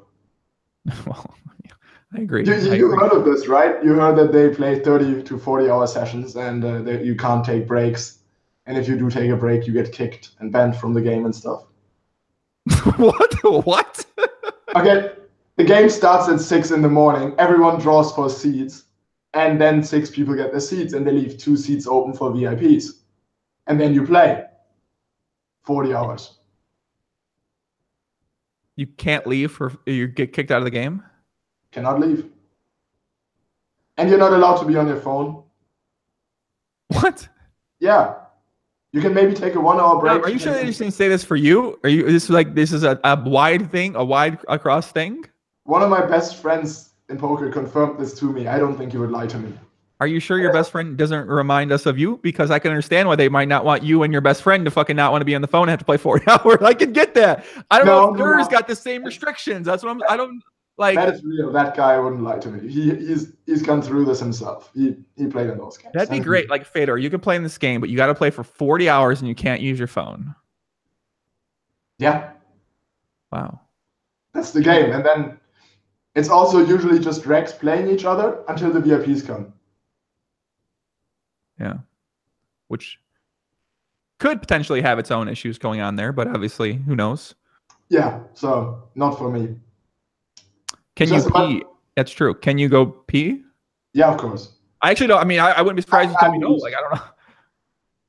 Damn, that's wild. I got to ask about. I'm gonna ask Victor about that. I'm kind of curious about these. Yeah, I would like to see that on the Victor podcast. Maybe he wants to say more. Maybe he doesn't though. It's very strange world down there for sure. Yeah, we were talking about doing another one, but I like with some guys like might not. I mean, it's probably. I mean, I don't know. It might not hurt, but at the same time, you never know what could happen. So, I think most of the guys I know from the Macau cash games I've talked with about, and a few said we could do a pod, but they told me what the downsides could be, and I'm usually just say, Yeah, I mean, it's just the game there, It's people don't want too much information to go public. I don't think anything I told was like classified information. People know that stuff. It's just it's true though. You gotta play for 40 hours, otherwise they won't let you play in the big game. You can't just come in and play for 2 hours. They don't like that. I love that. I love how they just make the rules like it's great. Yeah. Like, all right, you want to play? You got to commit to 40. Okay, it's like what? What are you talking about? Well, I think the cutoff is actually 24 to 30 or something like that. Then they let you go. They got a lot of drugs out there. You think a lot of Adderall? Oh, yeah, for sure. Okay. I've always thought I want to play a tournament where it lasts like 3 days. It just doesn't end. It's like a 3-day tournament, but 3 days straight. You got to keep playing. Yeah, it's an Ironman tournament. They've done those before. Yeah, I always thought I'd have an advantage in those tournaments, even though I don't know. It's a terrible idea, obviously. Yeah. No wonder. That's what I was going to say, Alexander. No wonder Tom Dwan looks so worn out. I agree. They probably had Tom go there. They said, Tom, you can't leave for like a week. And he probably just didn't leave for weeks at a time for like 4 years. No wonder why he's looking so beat down, man. That makes sense. Yeah. Explains a lot now. My God, man. I am totally not. Thomas in different games, not those, as far as I know. I don't think I saw him there. I think he's graduated. The whole table is coked out. I mean, I don't know, man. Sounds crazy. What about an Ironman tournament? You do drugs. I mean, all I'm saying is we were promised a Tom Dwan appearance for the Super High Roller Bowl. There was no Tom Dwan. Let me think about this for a second. Was he in the Super? Was he there? No. They said he would come, but he didn't come. I mean, I'm not surprised, but I didn't expect him to come either. But Phil Ivey was there. That was cool. Yeah, that was pretty cool. It was cool to see Ivy back, and obviously Patrick Antonius was back in the mix too. So that was cool. But I'm not surprised Durr didn't play. I would like to play with Tom Dwan for sure. Have you played with him before? Maybe way back in the day. Yeah, but some small tournament, I guess. I mean, I played Potman Omaha with David Benjamin a couple months back, and I watched that guy play so much on full tilt at high stakes back in the day. I'm like, this is, I couldn't believe it. I was like very surreal, and I stacked him one hand. And I was like, fucking like this is the highlights of my year, man. This is I played PLO with Gus Hansen in February in Roswell. How was that game, Dom? It was good. Good game, huh? Yeah, we only played for half an hour because we busted the fish. That was pretty. The guy couldn't read his hand. I'm not too proud of those guys there. It's kind of wild though. Like there's multiple guys that like actually don't know what they have. Yeah, I mean, it was a good game. Obviously, if I'm playing 5100 PLO, I'm not gonna lie. I'm not a PLO player, but I saw this guy and I was like, this guy kept shoving 40 big blinds on me. I think I can play PLO with him. How'd you do? I made a straight flush and he misread his hand. Okay. Yeah, there was one guy they played on. I think it might have been Crocodile. Crocodile was playing on. Yeah, Crocodile. You play with Crocodile? No, sadly no, but I know who he is. Oh yeah, I know the Wolf too. Yeah, he actually can't read it. He didn't know what he had when he first played PLO. So and then yeah, like the Wolf was playing too. I don't know if the Wolf is a experienced Omaha player as well, but shout out to the Wolf. Yeah, the Wolf is a legend. I saw a game the other day. It was Leon. Like Sam posted a photo. It was Leon, Loose Leon, the Wolf, Crocodile, Sam Trickett, and then one other guy that someone told me was one of the best live Swedish Omaha players, 5-handed. I said, man, that's quite the game right there. That's quite the game. Yeah. It's quite the game. Not for me, but yeah, I think that was going down as well on the other side of the room, yeah. How do you feel about playing the high stakes cash games at the King's Place? Do you feel like anything's out of lines happening there, or do you think it's? I played a lot of 50, 100, 200, 400 game, and that was completely fine. Good. Okay. Cool. I mean, you kind of hear something sometimes, and I talk with Leon about it a bit, and yeah, he's always kind of reassures me, but you always hear things. So I've played a lot, and I played with some very rich people that had a lot of money to lose. And there's no way they were cheating. They were just there to give their money away. If they gave it away, if they didn't give it away to us, they would have given it away at the roulette wheel. So I'm happy they give it away at poker. I'm happy. I don't know where the cheating could have taken place in that game. It doesn't make any sense to me. Mm-hmm. Yeah, I think for now, when it comes to cheating, it's always better to be overly cautious than undercautious. And not to the point where you start obsessing about it in your mind, like, oh my God, is something happening, where you're paranoid, but at the same time being open to potentially things could be taking place wherever you're playing at. I mean, right on, you should always be somewhat careful, but this game takes place in a casino, right, in the Czech Republic with two guys from Qatar. I was pretty much as comfortable as I could be. Yeah. Like how the two guys from Qatar that have businesses and are just gambling for fun, they're not going to cheat at a poker game. Yeah, I really want to go to the King's Casino and play there. Yeah. I think it'd be fun. It should be fun because I mean, I know some people, like, I don't know what they think about Leon or not, but I'm friendly with Leon, so it'd be kind of fun to be like, Leon, let me. I don't know, the town's not big. There isn't much of a town, but it could be a unique experience to see things from Leon's perspective on what life's like back in his home casino. I mean, he owns the fucking casino. That's pretty crazy. Yeah, for sure. He owns the casino. I don't know you'll get to own a casino in the Czech Republic, but yeah, I don't know, man. He's read a book. So let's get a couple more questions here, guys, in the chat.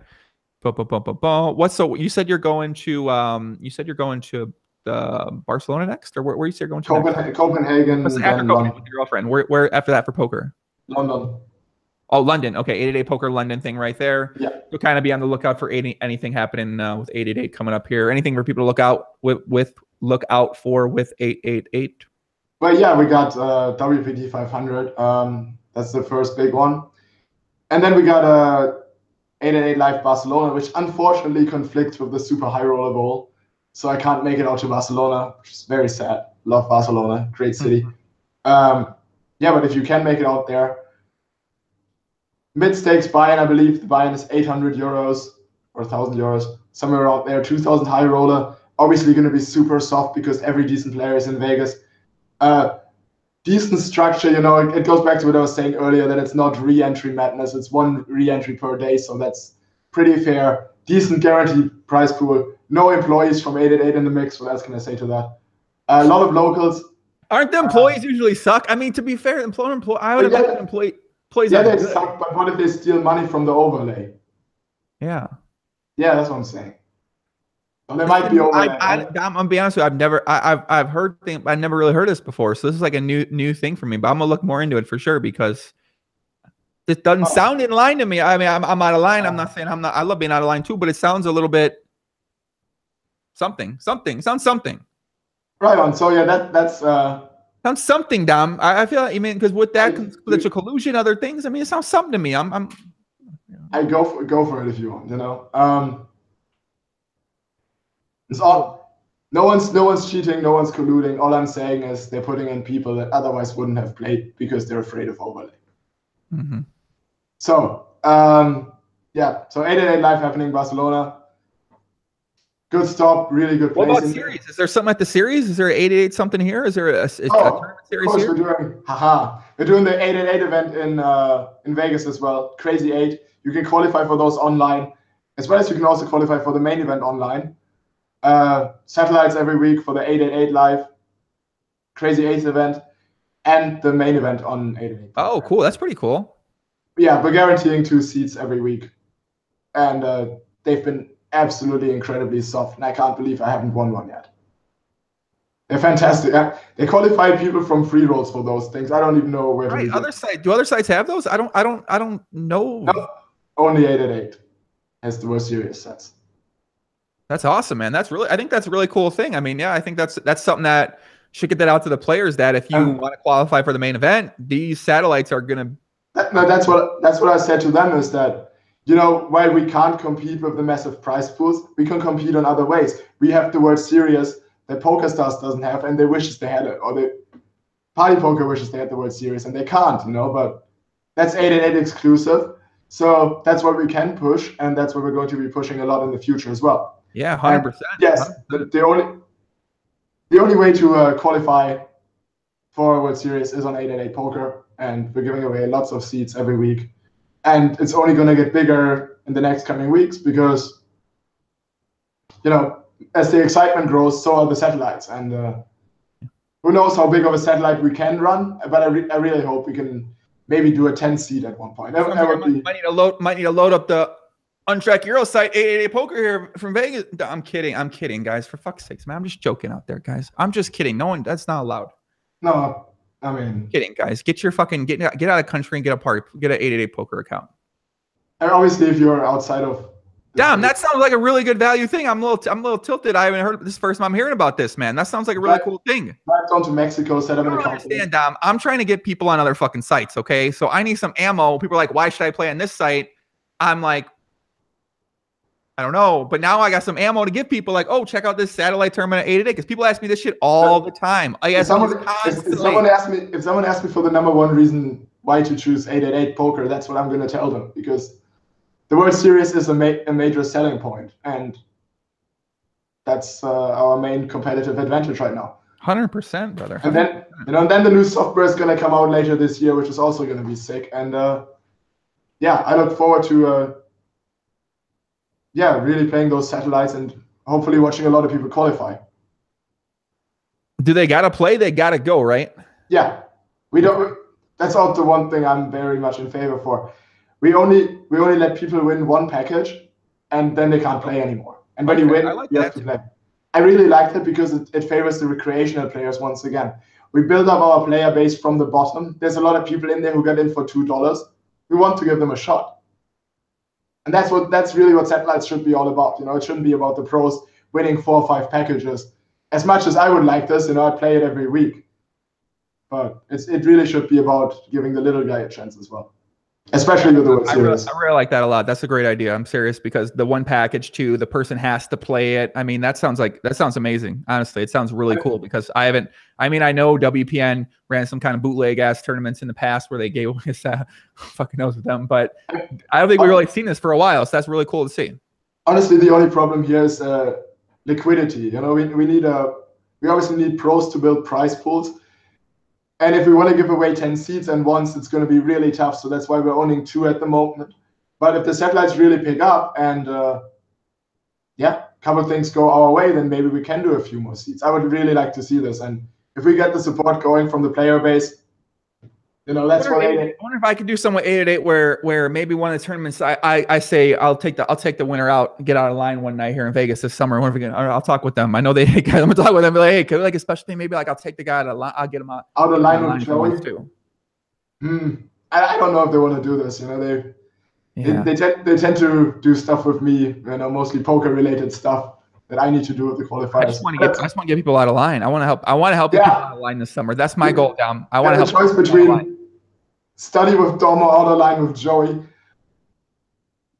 Yeah, they're gonna want to go out of line for sure. You gotta get out of line, you know. All right, kid. Give us a parting word, man. Who give us some people out there one piece of poker advice for them to follow potentially that might help them out as they get started with their. Is today the weekend? No, today's Tuesday. As they get started with their week. Well, yeah, pretty much what I said earlier about getting better at poker. You know, it's a lot about completely ignoring the results and just always just focusing on always justifying, why do I win? Why do I lose? Should I be winning? Should I be losing? Always knowing the answer to that, you know. When you make a good play, when you make a play, always ignore the results. You know, it really doesn't matter what your opponent turned over.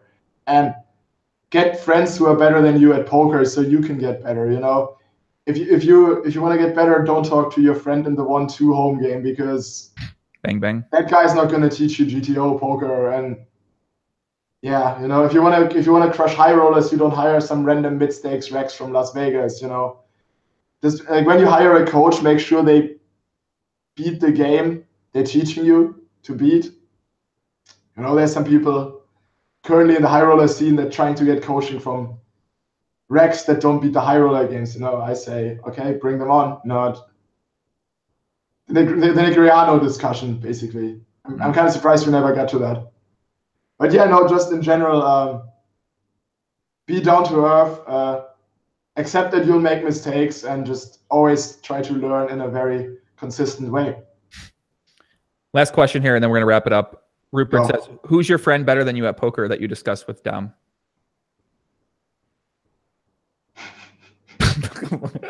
Fucking Germans, man. Jesus Christ. Better than me at poker. Hey Dom, who's your friend better you at poker that you discuss poker with? It's my dream machine. I look at him right now. Look at him. Your dream in general. So your dreams define something. Is that what you're saying? What's up, dream machine? No. Yeah. Honestly. Okay. Honestly, it's my computer, and then there's a lot of people that are just on the same level as me. And shout out to Christian Christner, Rainer Kempe, and obviously Steffen Sontheimer, Stefan Schillhabel, and Cora Aldemir. You say him so well. I don't know how you do that. I can't do it with the accent. Those guys are obviously all phenomenal players, and are they better than me? I don't think so. But we're all on the same level, and we can all learn from each other. Dom, can they follow you somewhere? You got Twitter, obviously, right? Dominik, Nitsche. You got Instagram or anything like that? I got Twitter. I wish I was more active on Instagram, but I really don't get it. I really don't get it. I don't get taking pictures of things. But yeah, my Twitter is where you can mainly reach me. Facebook fan page, if you liked all of the stuff I was talking about, please give me a like. And all of these, yeah, Facebook, Twitter, I'm everywhere. Just as long as you Google my name or try it with any combination of 888 in front or after, you'll probably find me. There you go, guys. Go check them out. And yeah, we're gonna wrap it up here. If you want to watch this back, it'll be on iTunes or it'll be here. And yeah, I will be going to record something with Gus Hansen now, and that'll be up soon. If you want to follow Dom, so epic. Yeah, I know. Yeah, we'll see. So happy. This is gonna be fun. So this is gonna be very fun. So yeah, man, I'll talk with you later, Dom. Everybody in chat, appreciate all the comments, all the questions. Let me know what you guys thought. Let us know on Twitter what you thought as well too. Give it a like, thumbs up, because apparently that's supposed to be good, and I'm supposed to say that, but I never say it. Yeah, more likes, more everything, please. So, all right, guys, peace out, adios, much love. Yes, guys.